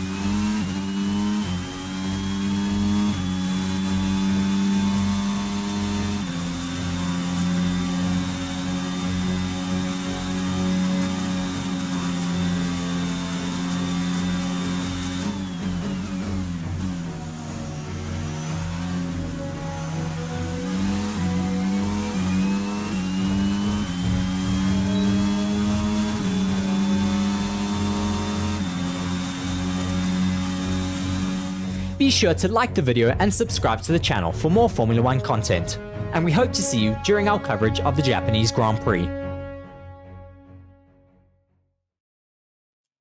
Hello everybody and welcome to Forever Motorsports. Here we are live for Prix Practice 3, which gets going in just 6 minutes and 30 seconds. So it's very, very early here in South Africa.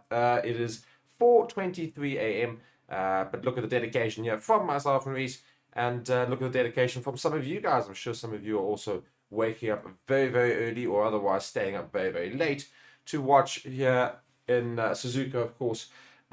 Reece, what are we going to see in this practice session? Of course, we've got qualifying in a few hours as well. Most of these going to be sims for that? Yes, a bit more subdued of a start for us here today. You sound a little bit tired there, Mark. But nonetheless, we are ready to get going here this afternoon in Suzuka. It is bright and early, though, here in South Africa. But all of the fans are ready and waiting for the drivers to get out onto track in the next 6 minutes. We're certainly looking forward to the session. There's going to be a few more qualifying sims, as well as some more race sims here today. A lot of you guys in the comment section, already 40 of you watching alongside with us for this free practice session this morning. Going to be an interesting one. I think the Ferraris are going to be quite competitive again. They were quite competitive in free practice 1 and 2, but of course, those Red Bulls looking the absolute form of the field yet again with Max Verstappen at the top of the timing boards. A little bit of news though going into this session here this afternoon in Suzuka, still morning in South Africa, but AlphaTauri have gone and signed Yuki Tsunoda and Daniel Ricciardo for 2024. Yes, and they've of course also signed Liam Lawson as the reserve driver again for the season. So he will be sitting there in the benches, ready to take the field. So unfortunately, no change in AlphaTauri's team, except of course just holding on to Daniel Ricciardo for next season. Also, it looks like we are going to have, on a separate note, Hamilton's custom helmet for the session. Yes, I did see a shot of it there. Whether we're actually going to get him in that helmet, we'll have to wait and see, of course. But it will be great if we do get him finally in that helmet. I see we have F123 in the comment section. Thank you for joining us. F123 dedicated, as always, up bright and early with us here.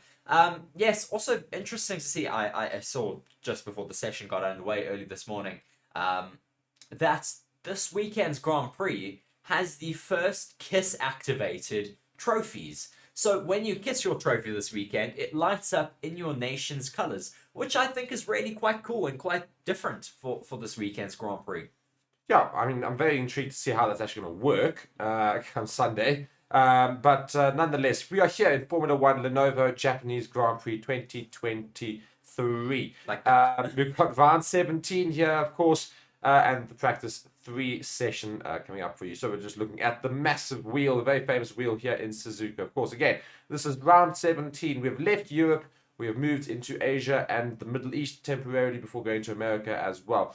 Some track facts, of course. Track distance is 5.8 kilometers. Full throttle spent at 64.71%. And the track record is 127. Top speed around the circuit is 305 kilometers an hour with 18 turns and an elevation of 40 meters. The circuit has been on the calendar for quite some time now, with the most successful driver being Michael Schumacher with 8 P1 qualifyings here, as well as 6 wins around the circuit. The compounds for the tyres this weekend are the C3, the C2, and the C1 compounds. F123 saying AlphaTauri have made a bad choice, in my opinion. Let us know why that is there, F123. Do you think that's because you wanted them to sign Lawson instead of Tsunoda? We're currently looking at the track temperature. It's 27 degrees Celsius air temperature, 43 degrees Celsius track temperature, with 50% humidity here. It's looking bright and sunny over the track here today. It doesn't look like we're going to get all that much rain like we had yesterday at the end of free practice 1. It's looking a lot more clear out here today. So those likelihoods of getting rain in qualifying look highly unlikely here for today. Yeah, so rain hasn't actually affected the weekend at all as of yet. Just seeing a couple of comments here. Of course, Marianne was joining us a little bit earlier as well. Angie Manji saying, hello, everybody. And hello, lads. So yes, Orville also saying, actual race pace with half full tanks are most important. Are the most important lap times in terms of what teams need to see going into the race. Do you think that is? Well, of course. That's certainly where all of their pace and their entire weekend ramps up to is your race pace. So if you're not fast in the race, what is the point in even coming to a race weekend? So certainly I agree with you, Orville Glisby. They're saying actual race pace with half full tanks are the most important lap times, because that is pretty much how they'll be running their cars for the majority of the race tomorrow afternoon. I was going to say on Sunday afternoon, but I forgot that it's tomorrow. We're just watching and as Charles Leclerc gets himself ready to get running out on track. We have 2 minutes left to get going until the session gets underway.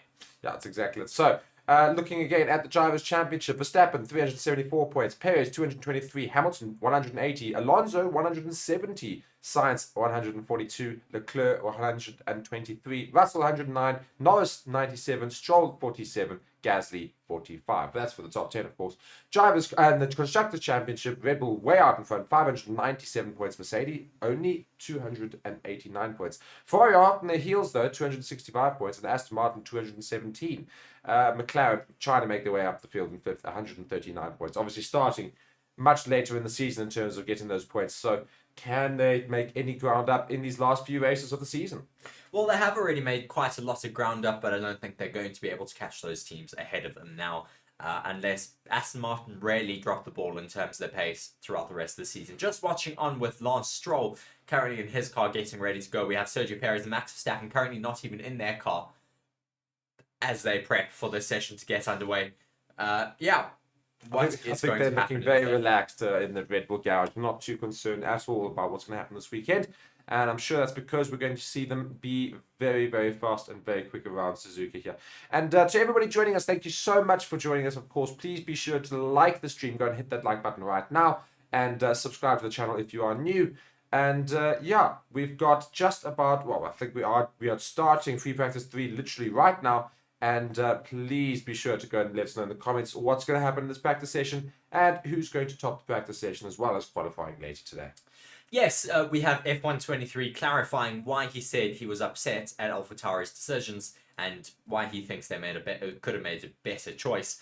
He says, well, I think that Lawson is a better choice. Well, would have been a better choice because he has the best results in the team for 23. But if he had to get to grips with that car, he would be good.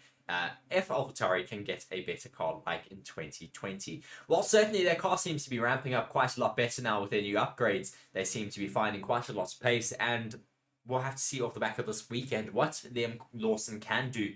And a much more pacey car, he already seems to be doing quite a lot better than his teammate Yuki Tsunoda this weekend. But we'll have to wait and see what he does throughout this FP3 session and qualifying later on this afternoon. Very excited Sergio Perez fan in the grandstands. Just waiting for the session to get going. It is going at the moment as the clock is ticking down, but we're just waiting for the first drivers to venture out onto circuit. That's exactly that. So we've got 59 minutes left. Of course, every practice session in the season will be 1 hour long. And again, having another shot of Lewis Hamilton's helmet there on that custom helmet for the weekend on that tyre there. Is he going to be using it, or is it just there for atmosphere? I'm sure we're going to hopefully see it there out on track. And it is a beautiful helmet, so it's going to be quite fun to see that out there. I think some of the fans might be blinded, though, when the sun should hit it. So we'll see how that fares. A couple more people joining us in the comments. Great to have you here. We've got Snow Lion clapping there. We've got hello from Percy. We also had FBI Pigeon in trouble, saying, do you think Mercedes can give Hamilton a championship-winning car? Well, I think Lewis Hamilton wouldn't have signed with the team if he didn't believe that. So I think he believes that they're going to be able to provide a race-winning car in the next year or two, because he wouldn't have signed that contract extension until 2026 if he didn't believe. It was 2026, wasn't it? I think so. Yeah. 2026 or 2025. I think it may have been 2025 that he extended until. But yes, we do have now Hamilton in that car with that new helmet. It doesn't have that lighter visor that it had in all of his promo shots, but it does look amazing nonetheless. Another chrome helmet on the grid for this year. Yeah, so it's going to be very, very cool to watch. And what the hell is Nico Hulkenberg wearing? I said Nico Hulkenberg wearing some a scooter helmet by the looks of things. Yeah, so questionable attire in the Haas garage there before getting his helmet on. Just having a little bit of a laugh with one of his engineers there. Yeah. Well, I didn't quite know what helmet that was until you clarified and said, yes, no, scooter helmet, because otherwise I would have thought it was something else. Very interesting. Joe Granu also getting into the Alfa Romeo there. So a very slow start to the session here. I think that's because most of these times are going to be qualifying attempts for all of the constructors. And as a result, they don't want to do too many laps out there on those soft tyres. Because, of course, tyre degradation is going to be quite high. So I want to imagine that's why we've had a very slow start to the session.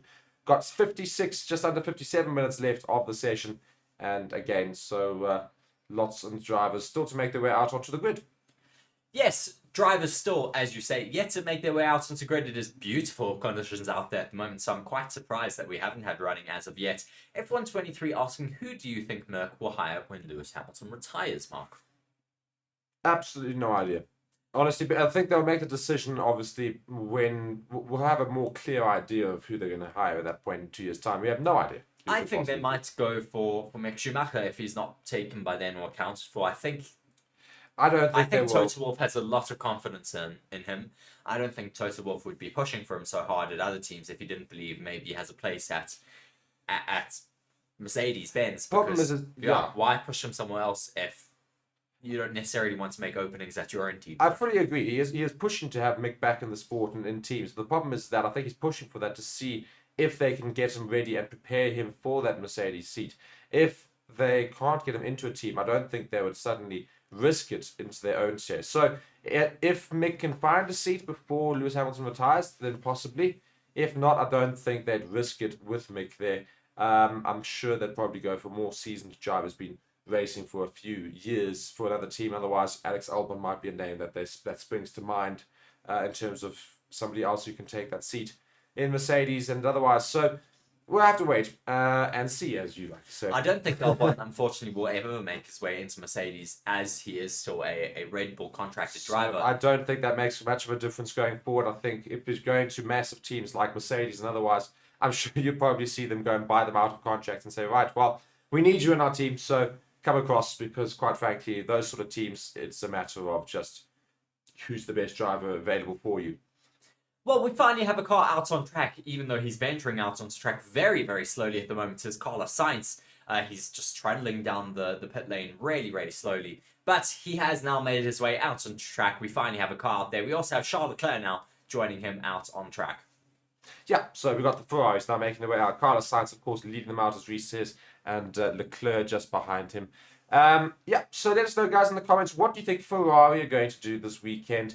Can they compete with those Red Bulls? We've seen them do decently in the two free practices yesterday. Hopefully this one is going to be quite good. Carlos Sainz were on board with, of course, who started on pole last weekend and, of course, won. The first race driver to win this season that's not been a Red Bull driver. So can he do some decent form this week? Or are we going to see them fall a little bit back to Red Bull?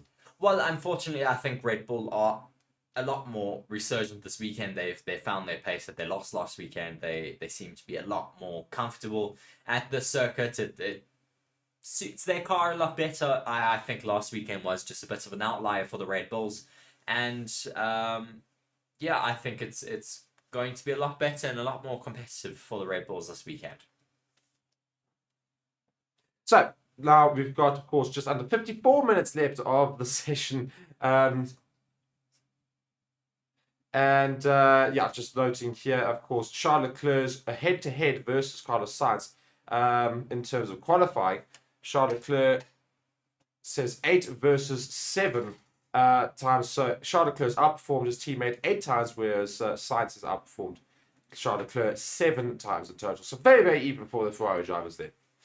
Yes, it is relatively even for those two Ferrari drivers, but in the last few race weekends, I feel that Carlos Sainz has just been performing a lot better than his teammate his recent form. As I say, FBI Pigeon saying Hamilton could go out Hamilton could have got P2 in Singapore, but Russell did not block him. If Russell did not block him. Yes. Okay. Okay. Hamilton could have got P2 in Singapore, but if Russell did not block him, of course. I'm not so sure that would have happened. They were just racing fairly, to be honest. It was relatively fair between those two drivers. They were relatively equally paced out there. Hamilton couldn't make a move out on track, so he was stuck behind his teammates. I think that's fair. Yeah. So Donnie here joining us from Valcom. Great to have you saying happy birthday, Reece. Well, it's no longer Reece's birthday. That was yesterday, but thank you very much for the wishes. Thank you very much, Donnie, for those wishes. Percy just saying, I think Red Bull will be up there, but I would like to see some variations, to be quite honest. I think we'd all love to see some variations, Percy. We're hoping to see some variations this weekend. We'd like to see the Mercedes being quite competitive, the Ferraris being competitive, as well as the McLarens and the Red Bulls. So if we get 4 different constructors that are competitive around here in Suzuka, it will make our qualifying this afternoon very, very exciting. It's exactly that. So, they're just showing here, F123 saying, do you think that Gasly will make a move, or will Alpine be his last team? I don't necessarily see another team that Gasly could move on to. He's closed his door, of course, to all of the Red Bull teams. So that's two teams in the grid where he doesn't have a foot to put in the door. But I don't see any other teams that may open their doors to him. Okay, so you reckon he will probably stay at Alpine for most of his career there. So Sainz has finished a fast lap here, a 1:32.001. So already quite quick there, almost into the 131s. We'll see some sub 131s, possibly some 129s.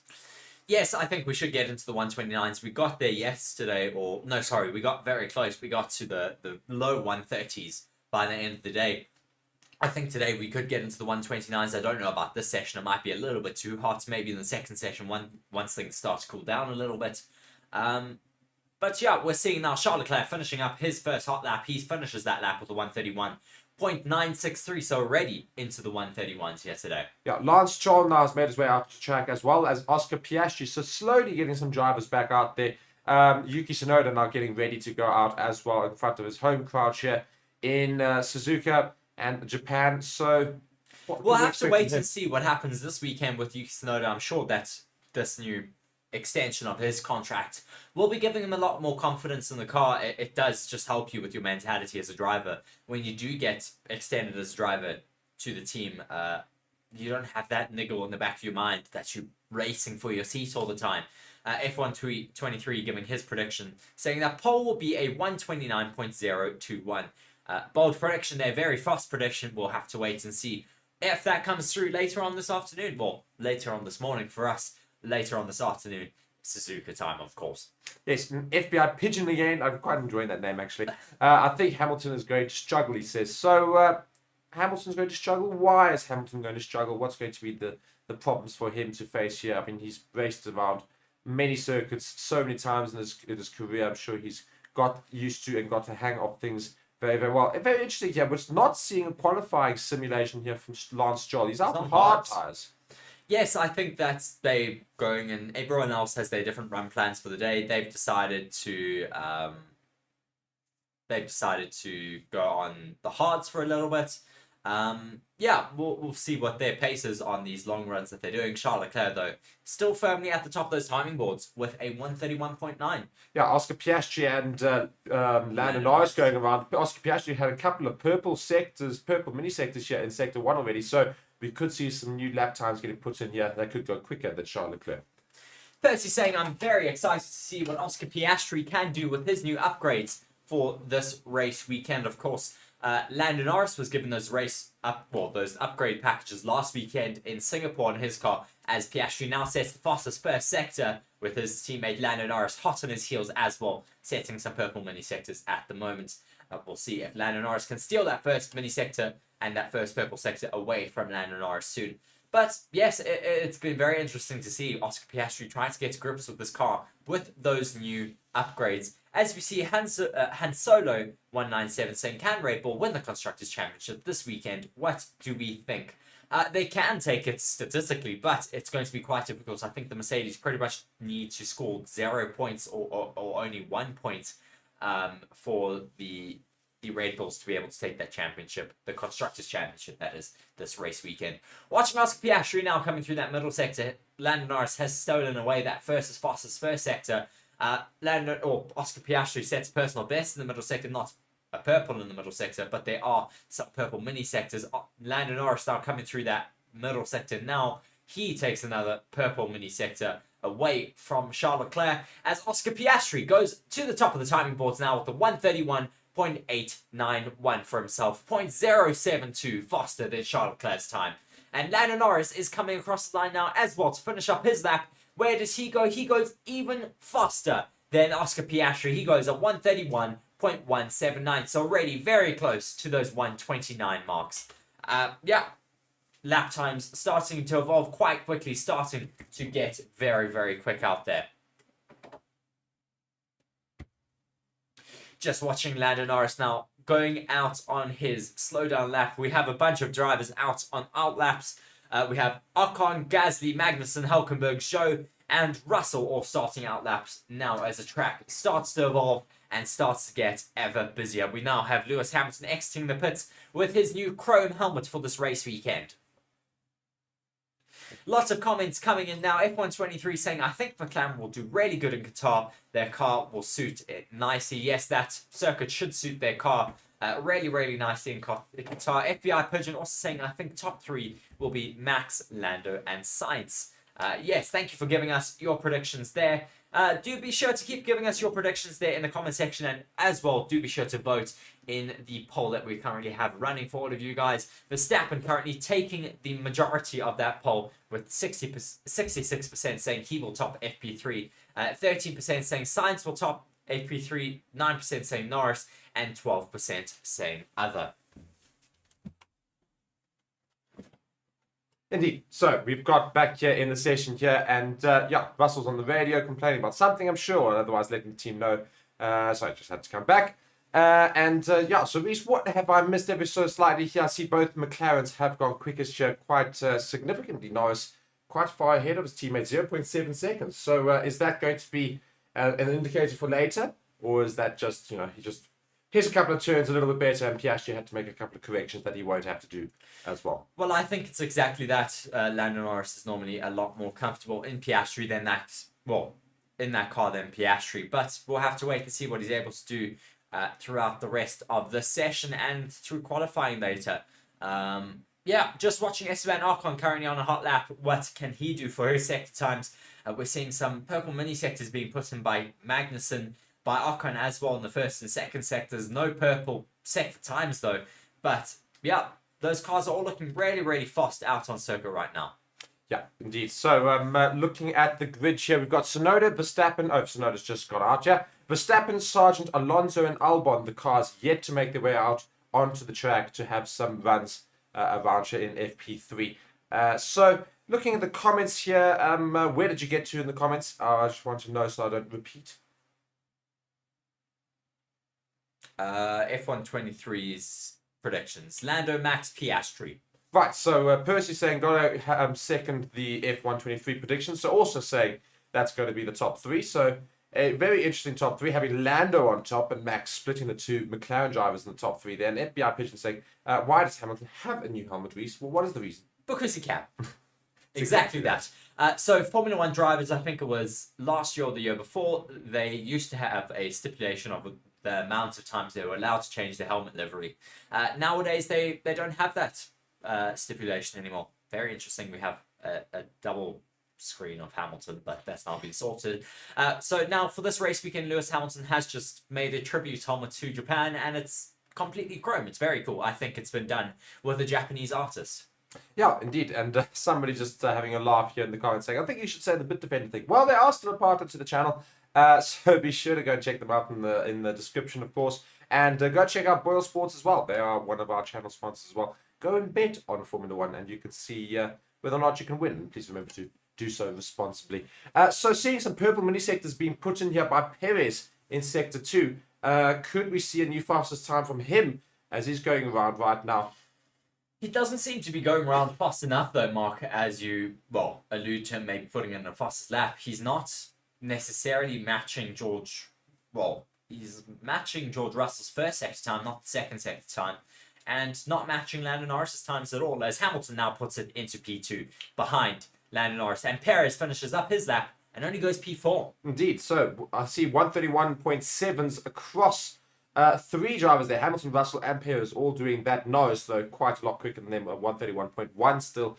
And now noting the Lewis Hamilton fans here in the crowd, who are, of course, very, very enthusiastic here in Suzuka. So we're going to see a fantastic race. Lawson's got a radio message coming in. Can't unfortunately get that to you.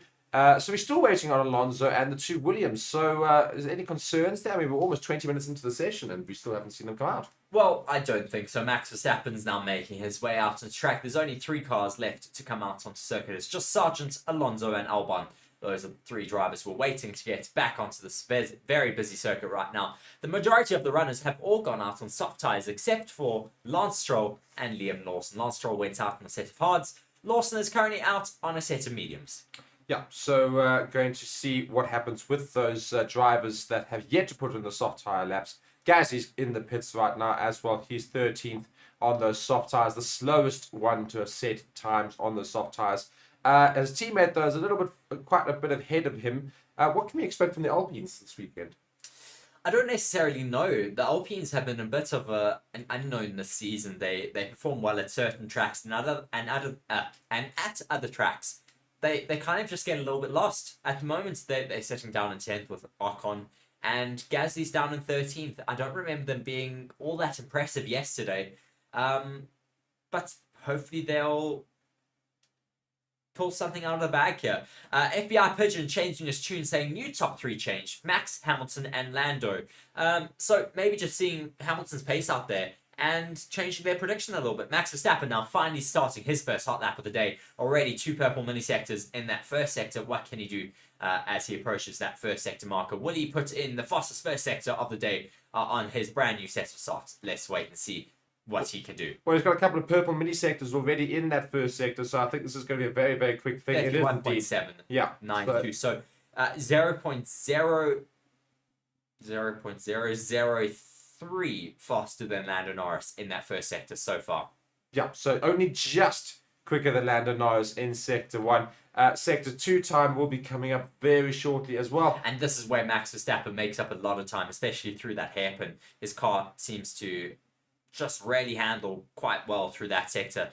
Just looking at his hands, though, as he's making his way through this middle sector, he is so stable on all of his corrections and all of his moves. He barely ever has to make corrections to his steering wheel. The steering input is just so smooth.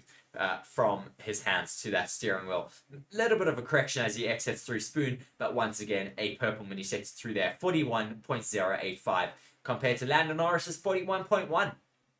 Yeah, so it's already 0.1 seconds quicker now than Lando Norris's time. So Sector 3 is going to come up. So let's see what Verstappen does. He goes go fastest, a 130.96. So not too much quicker than Lando Norris. Lando Norris is still quite close to Verstappen's time there. And of course, it's quite a bit of a more rubbered up track. So that's quite good for Lando Norris. But of course, I'm sure there's more pace in that Red Bull to be found. Yes, there certainly is a lot more pace in that Red Bull to be found. Off the back of yesterday, they went quite a lot faster. But this is still free practice 3. It's early on. There's still 40 minutes left of the session. It's very hot out here in Suzuka. So once the track temperature does start to fall a little bit, we should see these times start to fall even faster. But now everyone's pretty much gone out and done their first sim for the day. They're going to go out and do some race sims now. It's exactly that. So Percy just asking a question here. What are your thoughts on Sargeant's overall performance, if you don't mind your asking? Well, definitely don't feel that you have to say, if you don't mind me asking, ask away. And my thoughts, I'll give first, if you wouldn't mind. What are my thoughts on Sargeant's overall performance? He's had a really, really shaky start in the first half of the season, where I would have said Axon. The second half of the season's done a lot better. But at the same, yeah, he does. He's been all right, but I still don't feel good enough. I still think he's had a few races where he really should have been scoring points and otherwise been doing quite well. And he's found himself in the wall many, many times. So I think personally for me, if I was a team principal in Williams, I'd be saying, you know what, quite frankly, we need to be ruthless. Yep, we need to move you on. There are other drivers that can be doing a lot better. We've seen how Alex Albon's done in that Williams. And Sargeant needs to be matching similar sort of levels. Not quite the same, because not everybody has to be exactly the same. But I certainly think that needs to be needs to be better. I mean, my opinion on this, and I'm quite ruthless, unfortunately. Fernando Alonso running a little bit wide over the curbs into turn 9. Hopefully not causing any damage to his car. You don't want to be causing any damage to your car in this session. It's getting so close to qualifying later this afternoon. If you cause any major damages, you might just not be able to get it sorted in time. So Fernando Alonso getting a little bit adventurous there over into turn 9. But at the moment, throughout the rest of this lap, looking quite neat and tidy. Just carrying on with the chat about Logan Sargeant and my ruthlessness that's going to come up a little bit. He's been all right. Nothing stand out. He's no personality in Formula 1, unfortunately. I don't know if he's necessarily the right fit for Williams and for Formula 1. I think that maybe the likes of Mick Schumacher, a Felipe Dragovic, Teo Porcher deserves that seat a little bit more. Yeah, so there are other drivers waiting in the wings that could certainly do a lot better. Alonso crosses the line on the set of softs here, only in 11th. Yes, only in 11th at the moment. Very interesting to see that Fernando Alonso is so far down, but he did lose a lot of time here in turn 9, watching that replay where he bounced over those curbs a little bit. Just rewatching a replay from behind, he did just go way too far over. The floor catches the apex or the top part of the curb, the highest point of the curb, and that's where the car starts to bounce about and damage the floor a little bit there. Yeah, and let us guys know where you are watching from. Very intrigued to see, especially this weekend, because it's quite a different sort of time for Formula 1. We don't normally have it at this sort of time, where it's very unfriendly for Europeans and those in the central time zones of the world, and a lot friendlier for those in Asia. For those in America, though, I know it's usually quite late at night for you guys. It's also not the friendliest because it is like around about midnight, 1 o'clock in the morning for you guys as well. So not usually brilliant for the race. I'm saying it is, of course. Let us know though what the time is where you guys are watching right now. I think it's a little bit more friendly for those Americans right now. It's probably most unfriendly for us. Yes. We're up at just before 5 o'clock now in the morning. Of course, it is currently 6 minutes to 5 here in South Africa. But I was up at 1:15 to start our builder package, and now we are live, and it's almost 5 a.m. here. So once this is over, we'll be getting our first cups of coffee in. Alex Albon currently out on track. The Williams has not set a lap just yet, but he is now starting his first hot laps of the day. Yeah, so Logan Sargeant and Alex Albon, let's see how they compare to each other. Alex Albon, of course, starting now his hot lap. Logan Sargeant finishing up his, so let's see what he can do in the final corner here as he comes around.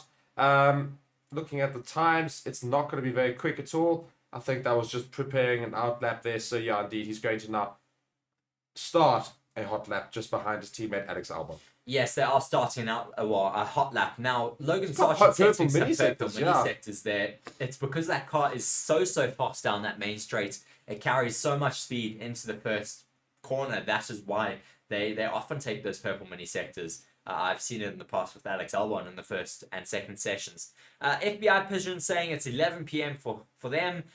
Gab saying it's 10:55 in Quebec, Canada. And Percy saying that they're watching from Germany. Thank you very much for joining us, everyone, from all over the world. So Germany, of course, being the same time zone as us, so you understand the pain. But yes, so thank you very much for tuning in. Fantastic. Just seeing here. FBI is also in Canada, of course. Yeah, well, 11 and 10:55 is pretty much the same. Candy is saying it's almost 3 p.m. here in New Zealand. So very friendly for you. Very, very friendly time there in the afternoon. Just a relaxed Saturday afternoon watching some Formula 1. Fantastic for you guys. Must be nice. Angie's saying it's 3:55 a.m. here. And go both Ferrari. So a big Ferrari supporter there in Angie.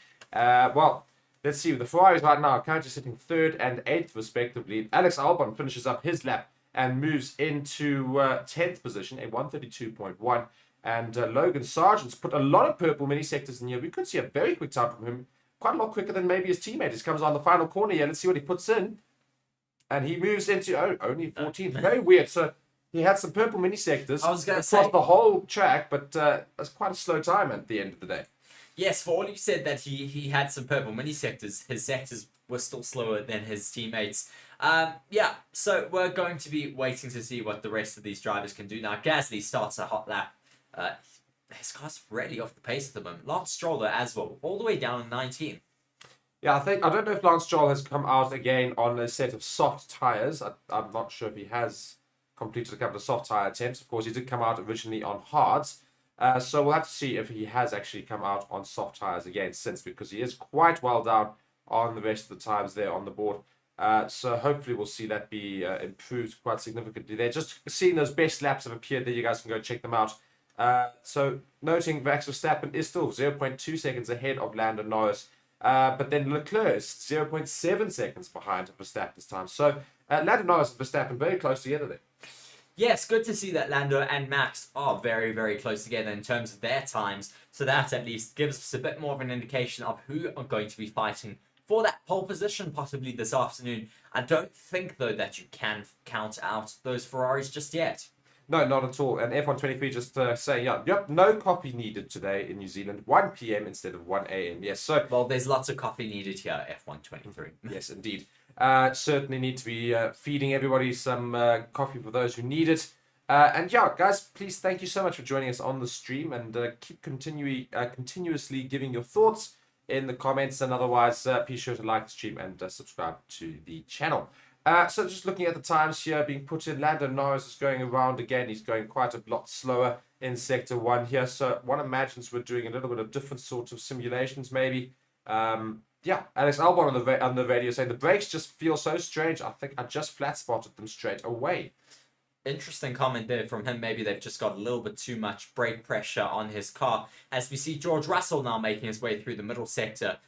What is his lap times at the moment? I think he's just on a race simulation. It does look like that because he has been on these tyres for quite some time.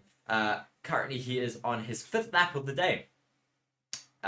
Currently, the driver with the most amount of laps on track is split between Liam Lawson, Oscar Piastri, and Lance Stroll, all having done 8 laps out on track right now.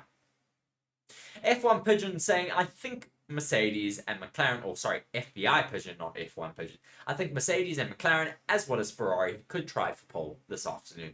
We're certainly hoping for it. It would make qualifying very exciting for us. Hopefully we get another exciting qualifying session like we got last weekend out in Singapore. Yeah, I don't think it's going to be as close as we saw in Singapore, and I certainly think the Red Bulls will be a lot more competitive, so you're going to see them and competing. And speak of somebody we keep talking about in Formula 1, Mick Schumacher is there in the Mercedes garage watching on. He's, of course, reserve driver for Mercedes. Yeah, let us know in the comments, do you think he should have a seat in Formula 1, and if so, where should he go? That's the big question. Toto Wolff's very much pushing to have him joining a team somewhere along the line. I know that he pushed for him to try and join, wasn't Williams? Yes, he pushed for him to join Williams. He sent James Vowles, the team principal of Williams, Mick Schumacher's track data, or all of his simulator data from his testing. So, yeah, he is really vying for Mick Schumacher at the moment, but James Vowles still very adamant to stick with Logan Sargeant for some reason.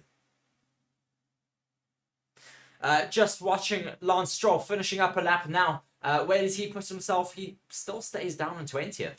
He's still on those hard tyres, though, compared to everyone else. Out on a set of softs and a few runners out on mediums right now. Yeah, indeed. So we've got half an hour left of the session, so we are halfway through. So we'll see some more simulations get put in before the end of the session. Lots of people running some race simulations now, so we're not seeing any green sector times or purple sector times. Only yellows, of course, being slower than their quickest lap of the day so far. Fernando Alonso sits in 12th on those soft tyres. 5 laps old are those soft tyres of Fernando Alonso. So hopefully we're going to see him improve quite significantly in this practice session.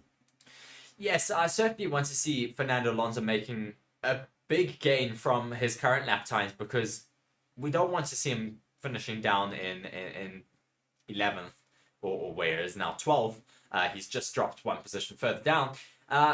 I mean, yesterday he had a lot more pace than this. Just looking at his last few finishes, he finished 9th in Hungary, 5th in Belgium, and then that all disappears away from me. But yeah, let's see what's going to happen with him throughout the rest of the session. Hopefully they do find a lot more pace, because it is a little bit odd off the back of yesterday to now really not have that much pace as he comes into the pits. I wonder if they made just a slight wing change there and sent him out again. Yeah, indeed. And Sergio Perez now, we're on board with him, and he's just allowed a Ferrari past him. He's currently sitting in 6th. Now, it's quite important that he has a very good race weekend here. Looking at his last 5 races, 3rd, 2nd, 4th, 2nd, and then 8th last weekend. So he was moving towards the front of the grid quite significantly in the last 5 races. And then Singapore, of course, was a bit of a disaster for Red Bull in total. Now, could he maybe aim to try and get a win this weekend? Sorry, who's this? Sergio Perez. Well, I think it's going to be difficult. He's certainly not showing the pace of Max Verstappen right now. Yeah, he doesn't have that pace that Max has had relentlessly throughout the season. And also just saying, pole doesn't reward you with any points. Of course, you have to do your work on Sunday, and that's where it really does matter.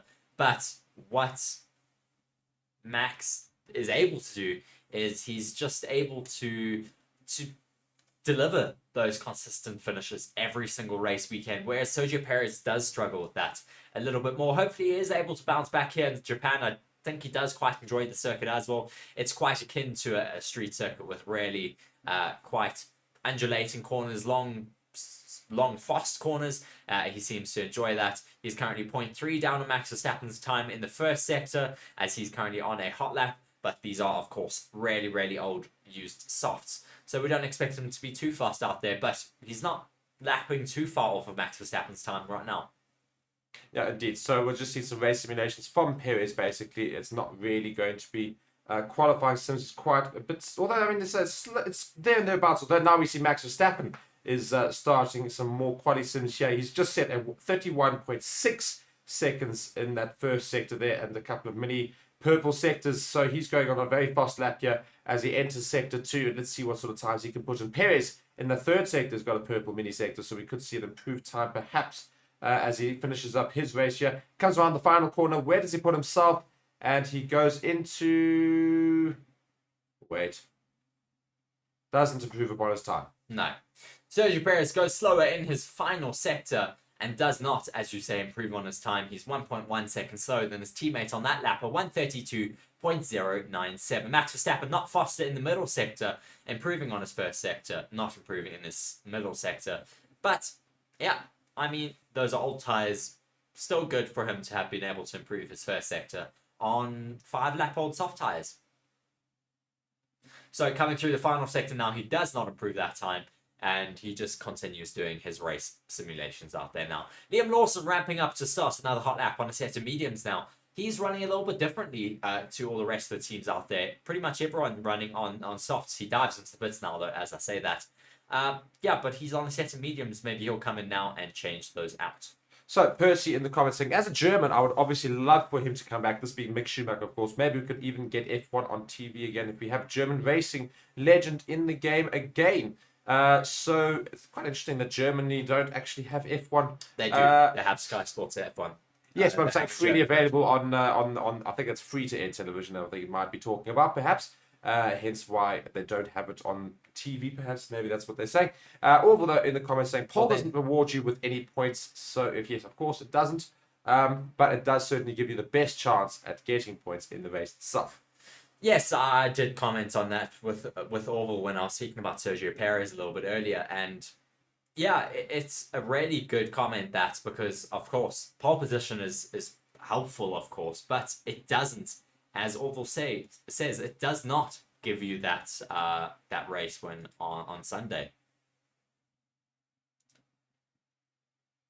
Yeah, indeed, that's exactly that. So looking at Liam Lawson versus Tsunoda, 17th and 19th. Tsunoda in 17th, Lawson in 19th. They've only gone out on medium tyres so far, so not a single qualifying simulation for either AlphaTauri, hence they are far down the grid. And Lance Stroll as well, yet to put a qualifying simulation in as well. So we'll see if he will do that before... Sorry, I'm just typing something. So we will see if he will do that before the end of today's session, before qualifying later. Yes, we'll see whether he is able to improve on his times. Yeah, just watching at the moment, we've only got the two Ferraris out on track right now. It's just Sainz and Leclerc who are currently running around on circuit, just getting some more timing in before the end of the session. There's only another 25 minutes left, 24 minutes left of the session now.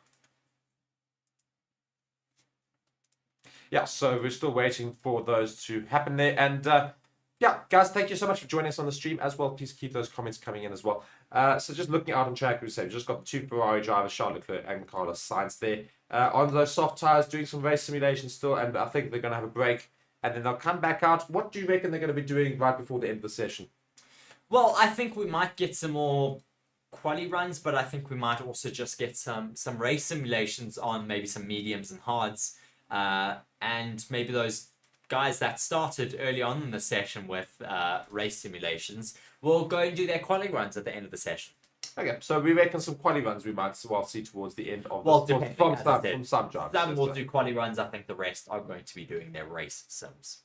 Well, hopefully, I think I want to see some quali sims from everybody. We might see some quicker times. It might be a little bit more exciting for us to commentate throughout. But I'd say a very, very boring track right now with just the two Ferraris out there doing a couple of race simulations there. 136.9 and 136.6 are the race pace there of those two Ferraris. Sainz, again, going quicker than Leclerc at the moment on his race pace. So is that an early indicator for the race tomorrow, perhaps? I think it could be, possibly. I mean, they've got some good race pace from the past few weekends. We've seen they've had some really good, strong race pace on a Sunday, which is really important because, of course, it's been taking some time for them to improve their race pace because they've had issues with their degradation over the past few months. They've seemed to be starting to get to the bottom of that, but whether they are going to be able to compete with the Red Bulls throughout the entirety of the race, we'll have to wait and see, because that is where they really do struggle. Yeah, it's exactly that. So, guys, we're just looking at the board right now as well. I'm seeing the fact that the Haas are 9th and 11th respectively right there. So it's not too bad for them there. Quite a bit quicker than the Williams well, I say quite a bit quicker. They're right there, thereabouts with Alex Albon, but quite a bit quicker than I was going to say the Aston Martins at the moment. Alonso down in 12th. Of course, Stroll is yet to put a qualifying attempt in. But are the Haas going to have pace this weekend? I think once everyone else starts to ramp it up a little bit more and turns their engines up for their quali runs, I think the Haas might fall down a little bit further. But those times from them right now are not that bad. As we have a new commenter down there, Chennai, just saying, well, even with the best circuit, it does not make the hugest difference in terms of pace for Red Bull. Well, I mean, it does. Coming from last weekend in Singapore to here, Red Bull really, really struggled in Singapore. They didn't get their setup correct. They brought upgrades which they weren't able to understand in Singapore, weren't able to get the best out of. They went back to their old floor and have brought their new floors to this race weekend. But, I mean, when you say every circuit suits Red Bull and it does make a massive difference, it just shows we can't say that anymore because we do have those outliers like Singapore that can upset the title challenges of Red Bull. Yes, and indeed so. Just noting the fact that a few drivers are now making their way back out onto the grid, and I'm seeing brand new soft tyres. So I think we are going to see some quality simulations happen straight away. Brand new soft tyres could be quite cool. Watching Albon now start a hot lap here on a set of softs, and let's see what he can do as he goes around. Seeing lots of personal bests in that first sector, a couple of slower ones, but lots of personal bests. Let's see what his first sector time is as he comes towards the end of it. And a mini purple sector here, 32.4. So quite down on Verstappen's time, though. But it's a Williams. Yeah. So not too bad at the moment in the first sector. 0.6 seconds down, as you say, on Max Verstappen's time. What can the Williams of Albon do throughout the rest of his lap? Richard just giving his support for Lewis Hamilton there in the comments section. FBI Pigeon also saying, is there a chance it could rain at the moment? It's not looking likely for that. It's very sunny out there in Suzuka. I don't think we're going to get rain for the second session either. It's looking really, really clear out there on track. Yeah, looking very hot as well. Piastri starting a hot lap. He's got a purple mini sector in that first sector. Percy asking, I think it's still incredible how much Max was able to make up towards the end. It was very impressive last weekend. It certainly was, but still a bit of a weekend to forget for the Red Bulls. Yeah, that's exactly that. So, watching here, Piastri's coming here with a new fastest first sector there of 31.4. So now we're going to see some things ramp up and heat up towards the end of the session. So as I said, it is going to be some quality sims right at the end of the session here. I'm not sure we're going to see too many more. I think this is going to be one attempt on the brand new soft tyres just to see how quick they can go around. And then they will go and continue on with some race pace simulations. So watching a replay here in the Ferrari of Charles Leclerc, and in that dreaded turn 9 almost does the gets very close to losing control of the car. I mean, just a big snap. Alonso, pretty much. Just gets over the curb there a little bit, bounces, but doesn't cause as much damage, I don't think, to the floor as he mostly just slid over the rear. It's going to be an interesting race tomorrow. I think it's going to be difficult. We might get a crash or two here in turn 9. This is the most difficult corner on the circuit, where you really push to your absolute limits, as we see Carlos Sainz really exploring those limits here into turn 9, taking a trip into the gravel. Yeah, indeed. And Oscar Piastri, just meanwhile, has set the new fastest time of the session at 1:30.555. So that is 0.405 seconds quicker than Max Verstappen's time that he set earlier in the session. So watching these McLarens go around very, very quickly. And now his teammate Lando Norris is going around and has also set a purple sector in sector 1. Will Lando Norris be able to retaliate and keep those sector times up compared to Oscar Piastri? I'm sure he will be able to. As Logan Sargeant improves his lap time with a 1:32.002, he improves over Albon. Indeed. Interesting. Lando Norris coming through the middle sector now. What can he do in terms of his lap times in that middle sector? It's a really, really crucial sector. It's so tricky and so technical. This is where you can make up or lose a lot of time throughout your lap. Just seeing Orville Clisby asking, who will retire first, Max or Adrian Newey at Red Bull? I think Adrian Newey. It's an interesting one. Yeah, I reckon Adrian Newey will have to probably retire first. He's getting a little bit on in years, but I think he's going to be in Formula 1 for ages as well. But Max Verstappen, I'm sure, will go on, like Lewis Hamilton and Fernando Alonso, till he's close to 40 years old, and otherwise in the sport, which means he's got many, many years left. So those of you who aren't quite big Max fans, otherwise, get used to it. He's going to be here for a while. Lando Norris goes even faster than Oscar Piastri. He now finishes up his lap time with the fastest first sector. He doesn't improve over the best times out there in the middle and final sectors, but he does go on to take that fastest lap time just by 0.0048 from Oscar Piastri. Very, very close between those top two runners right now. Waiting for Max Verstappen's retaliation, though. He's still in the pits at the moment. We should see him back out onto track quite soon, though, with 15 minutes left of the session here in Suzuka for free practice 3. Yeah, just see Norris actually made up all his time in Sector 1, whereas Piastri was quicker in Sector 2 and Sector 3 to his teammates. So, interesting that Piastri just picks up his first sector ever so slightly. He will go ground quicker than his teammates. So, I think it's going to be an interesting battle to watch between the two McLaren drivers, as Alonso is now going around on another fast lap attempt. Currently sits in 16th, but his first sector time was decent, a 31.8. Not too far away from those top runners there. Now let's see how he compares to Norris in the second sector. He's almost a whole second down though, so not great from him. But currently, it's going to put him around about Bottas and Leclerc in 5th and 6th. So let's see as he finishes up his lap. He moves into 4th position, a 1:31.549. Now that is much better and much more closer to where I would have expected Fernando Alonso to be today. He is still quite far off the pace with a 1:31.5, 1 second off the pace of Lando Norris, but it's closer, and that's all we really wanted.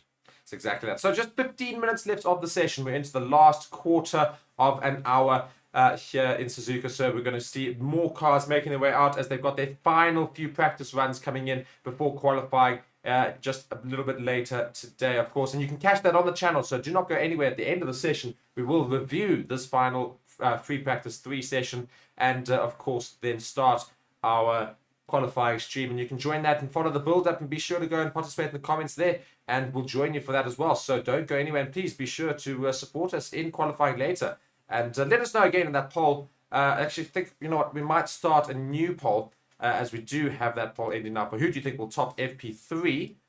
So we've got Verstappen with 69% of the votes, Sainz 11%, other 11%, Norris 6%. We'll see how that fares towards the end, but let's quickly ask, who do you think will finish on pole?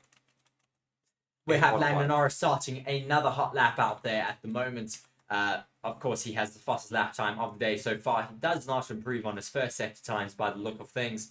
Yeah, we also have Esteban Ocon out there on track. Quite a busy track. Norris, Magnussen, Albon, Bottas, Gasly, Ocon, Hülkenberg, Sargeant, Stroll, and Alonso are all the drivers out on track at the moment. Still waiting for those 2 Red Bulls to venture back out on track again. Piastri's made his way to the pits. Leclerc's in the pits. Perez is in the pits as well.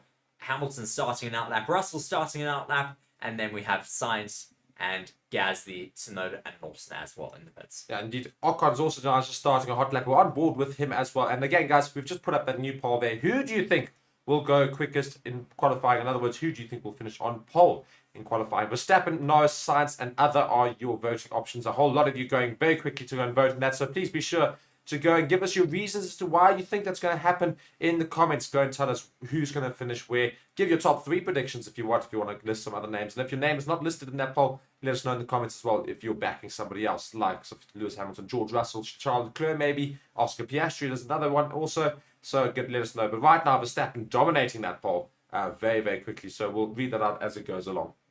Yes, Verstappen has now left the pits. He should be on an outlap by the looks of things. I don't see him on the track, but our board says he has left the pits. Well, I think... I assume he has. I'm sure he has. JD here saying, good afternoon. Good English young men commentating. Well, thank you very much for joining. We do speak the English language, yes. But yeah, we've got 12 minutes left of the session, yeah, and Ocon is going quite slow compared to Lando Norris' time. It's going to put him right now around about 8th or 9th at the end of the session. If we can keep it up, let's just see where he finishes up. Ocon is going to move into, no, only 12th. So he went quite slowly in that final sector there. So 1:31.9, so not great from the Alpines, and they've not been looking very quick this weekend. There we go. Verstappen has now shown up on our track map. He's making his way just through the crossover section underneath that bridge that goes underneath the 130R corner. Very famous corner through here.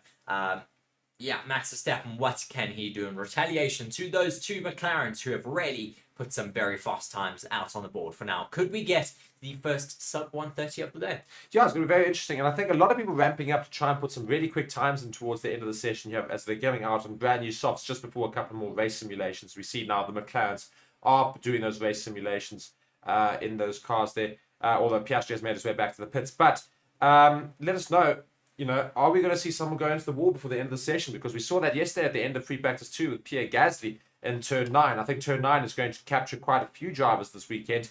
Let us know if somebody is, who's going to go into that, who's going to cause the yellow flag in the session. Yes, as we have Zhou Guanyu starting on a hot lap now. He is really going quite aggressively around here as he makes his way through turn 6 and turn 7 now up towards the hill.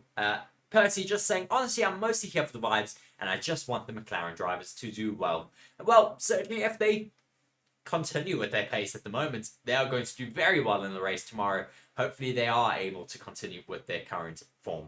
Yeah, and very interesting to note now, we've got both Mercedes drivers and Max Verstappen about to start hot laps. Well, the Mercedes drivers are on hot laps right now. Max Verstappen just ramping up to start his as he comes down the start-finish straight. So we're going to see what he can do in retaliation to those two McLarens earlier. But Lewis Hamilton and Russell have got quite a few personal bests behind their names right now. Lewis Hamilton's first sector. Purple. No. Max Verstappen already with purple mini sectors. Mark. Indeed. So Max Verstappen, we're going to follow him very closely. Lewis Hamilton's first sector, though, is quite quick. His second sector is not as quick as Norris, but it's going to be quite near the top there. As Russell now crosses the line at 131.5. He moves into fourth position. His teammate Hamilton is following along very quickly. Max Verstappen is going to finish up his first sector here. Down on Norris. Yeah, he is. Down. So he's got a purple mini sector. Though Hamilton finishes up his lap. He also moves now into fourth, moves Russell down to fifth at 131.1. So much closer to those quick times at the top. I mean, when we say Max is down, he's only down by 0.051 on Norris right now. He is so close in that first sector, but Max really comes back in the second and third sector. We'll have to wait now as he's actually not improving through the second sector, as I say that. Well, he's not going to... purple mini sectors, but overall it's yellow. Yeah, well, let's see how yellow they are. They might be like 0.001 seconds behind, so it could be quite a quick part chase. Got a couple of greens, and it does get a purple mini sector. So I say, so must be very close, those yellow mini sectors, to his quick time already. Let's see what he can do in the final sector. Yeah, I think we might well see the new fastest lap of the session. So right near the end of it, of course. So I'm not sure it's going to get beaten, as most people have come out on their brand new set of softs to do that qualifying. And Verstappen does beat that time by 0.24 seconds. He goes fastest with a 130.267. Not breaking that 130 barrier just yet, but getting ever so close at the moment. It does basically tell you we will definitely break that 130 barrier later in qualifying in a few hours' time. Also interesting to note that he's not too far ahead of Norris, so that's very encouraging for McLaren, because they can probably look at this and say, quite frankly, guys, we can compete. We can compete in qualifying here today. So, yeah, Max Verstappen finished up that lap there. He does go on to the quickest time of the day. But again, not by too much. The McLaren's very hot on his heels. The Mercedes, though, quite a bit off. They're almost a whole second behind. I mean, Hamilton's almost a whole second. Russell is 1.2 seconds behind. So, quite slow than the Mercedes. Yes, the Mercedes are a little bit slow at the moment. A bit of a setup change happening for Lando Norris on his front suspension, front left suspension, just getting tightened up a little bit there. Maybe making a bit of an adjustment that he wanted or requested from his team. But I think right now, McLarens can be really happy with their current positionings and their current pace. They're looking very set to get quite close to the Red Bulls this afternoon. Another interesting thing to note is Alonso's time compared to Russell is the fact that it's very similar. And Alonso went out quite a bit earlier, so the track wasn't as rubbered up. So it's usually obviously a little bit quicker. The later you do your qualifying sim in the session, usually the better it is. So Alonso could well compete with those Mercedes in terms of qualifying later. So that could be quite exciting to watch. Yes, it could be very close between the top 10 in qualifying. Right now, the top 3 are all within the 130s. Then the top 5, top 4 onwards, goes all the way down to 13 in the 131s. But now we're seeing Sainz and Leclerc ramping up to do their final quali sims of the day. Sainz now going around in sector 1. Lots of personal best sectors. No purple mini sectors, but lots of green sectors here being put in the first sector. Mini sectors, obviously. What will their delta be, though, to Max Verstappen after this first sector? Let's see. It does come up now with the one with a 31.9. Max, his first sector is a 31.3, so already 0.542 down in the first sector marker. Coming through that turn 9, the infamous turn 9 for those drivers this weekend. Really, really difficult corner through turn 10 now, and the really tricky hairpin of turn 11. I don't know what these Ferraris can do maybe to retaliate to these Red Bulls. They are quite a bit down on their deltas right now. Charles Leclerc down 0.4 in that first sector. Yeah, so they're not looking as quick, the Ferraris, as they were yesterday. Yesterday's sessions, they were looking all right. Today's not so quick, so maybe there's a couple of small adjustments to be made right at the end here. Just noting the fact that they're a little bit down on Verstappen and those two McLaren's times.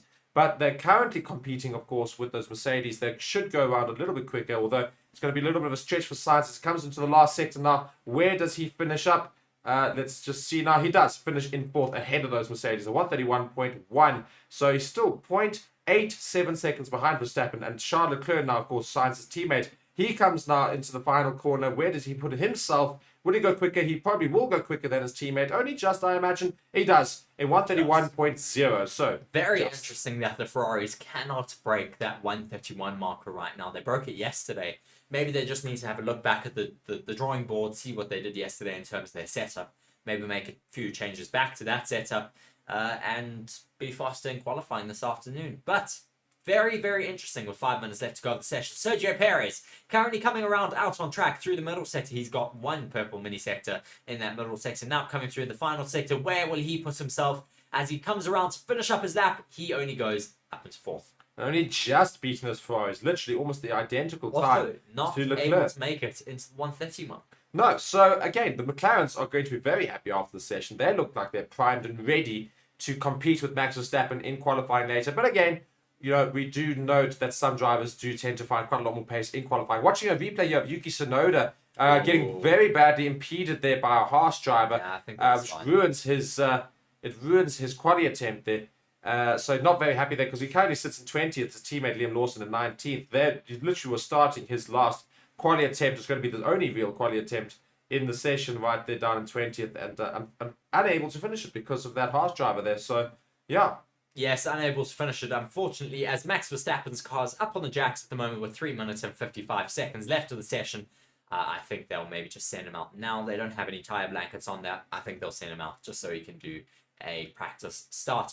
Looking at the track dominance, though, between Verstappen and Norris, Verstappen is faster down all of the long straights. Norris is faster through the entirety of Sector 1. Majority of Sector 2, Max Verstappen's faster through turn 11 and 10.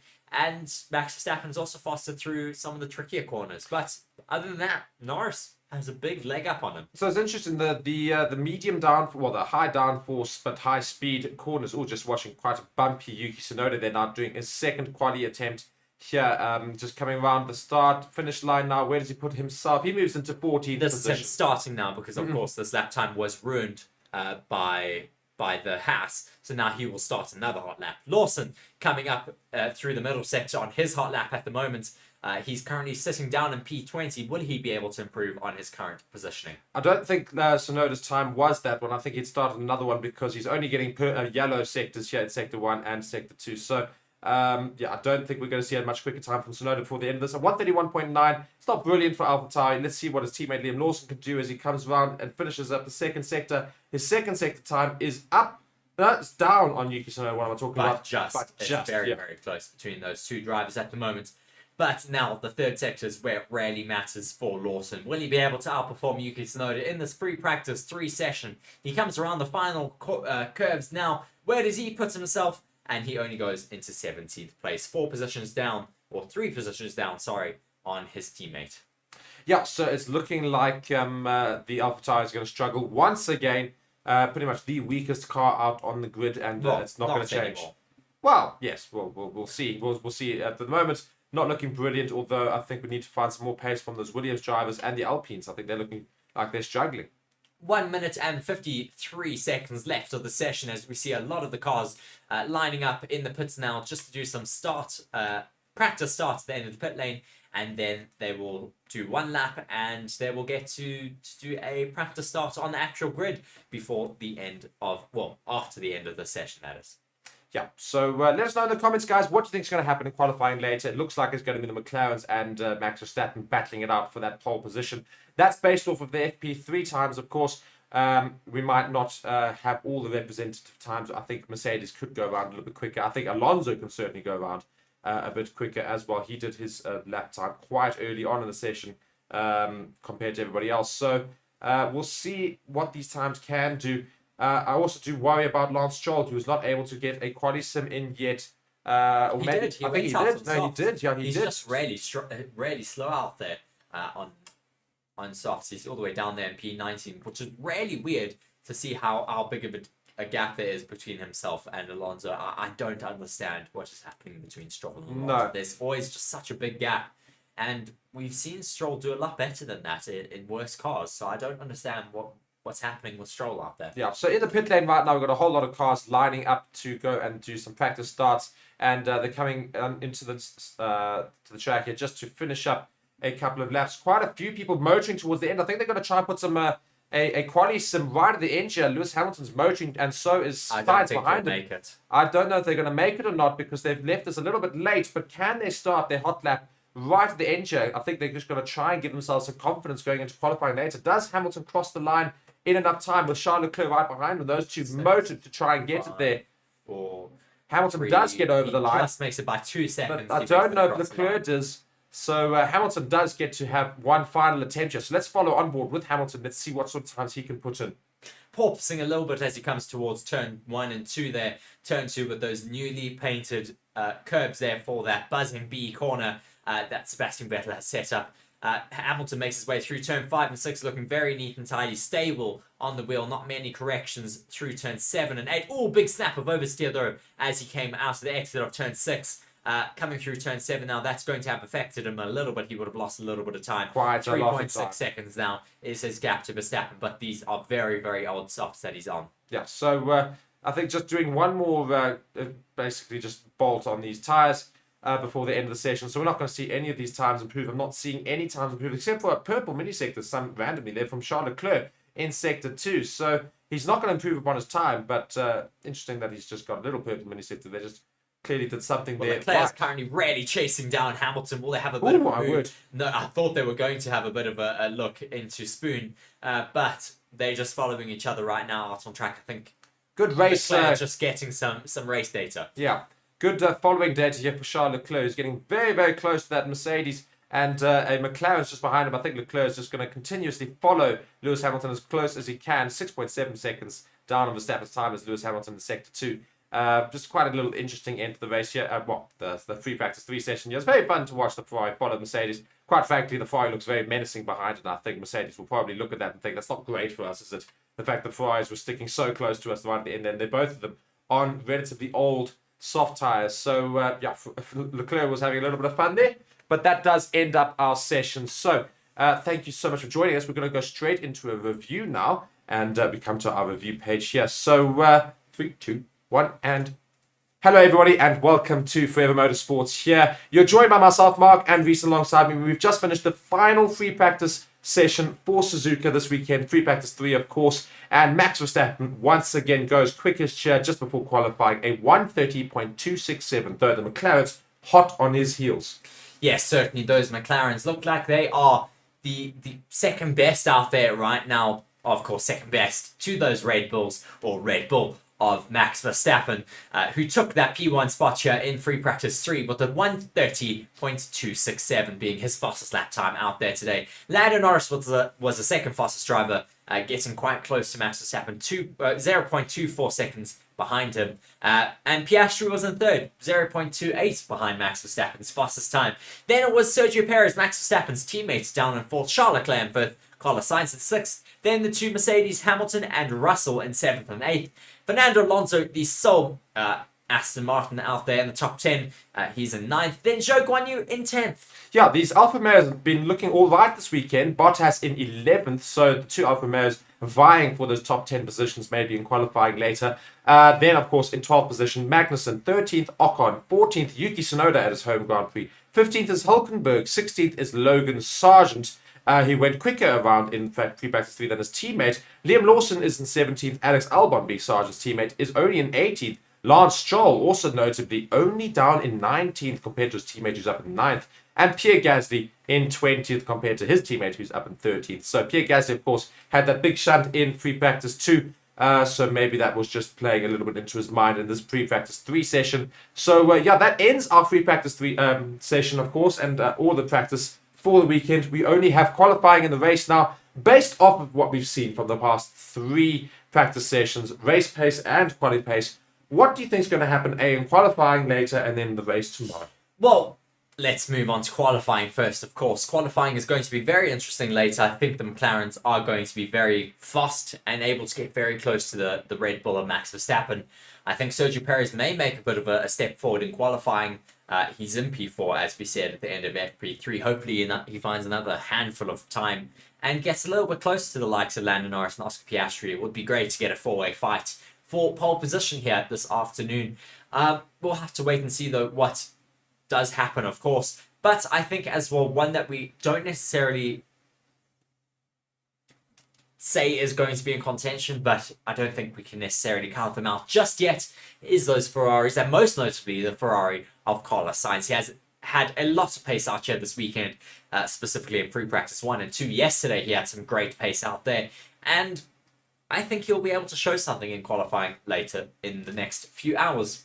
Yes, indeed. So I'm going to be watching the Ferraris very closely, but I think those McLarens are probably most primed to challenge Max Verstappen for pole position in qualifying today. And going into the race, of course, looking at race pace, the McLarens and the Ferraris are looking quite a lot quicker than the other competitors around them. Of course, Red Bull's still looking quickest for that race pace, but in terms of that vying for second place position, it looks like it's going to be a McLaren-Ferrari battle in second. The Mercedes look like they're struggling a little bit, and same as these Aston Martins. So that's what it's going to be looking like for the race. Perhaps, of course, we'll wait and see what does happen there. But yeah, so we're going to have your quality prediction there, Reece.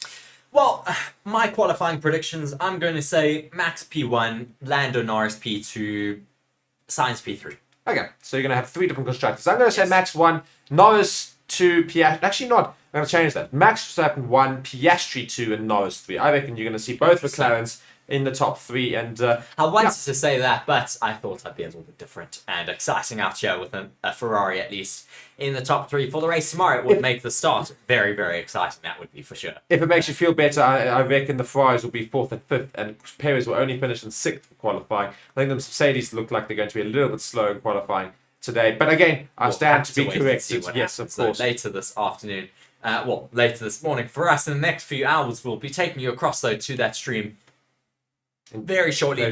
Don't move anywhere. The stream will end and we will be redirecting you to our build-up package for the qualifying stream that starts at 8 o'clock. Yes, indeed. Thank you so much for watching Forever Motorsports here. I've been Mark. Reece has been alongside me, and we'll see you in the next one.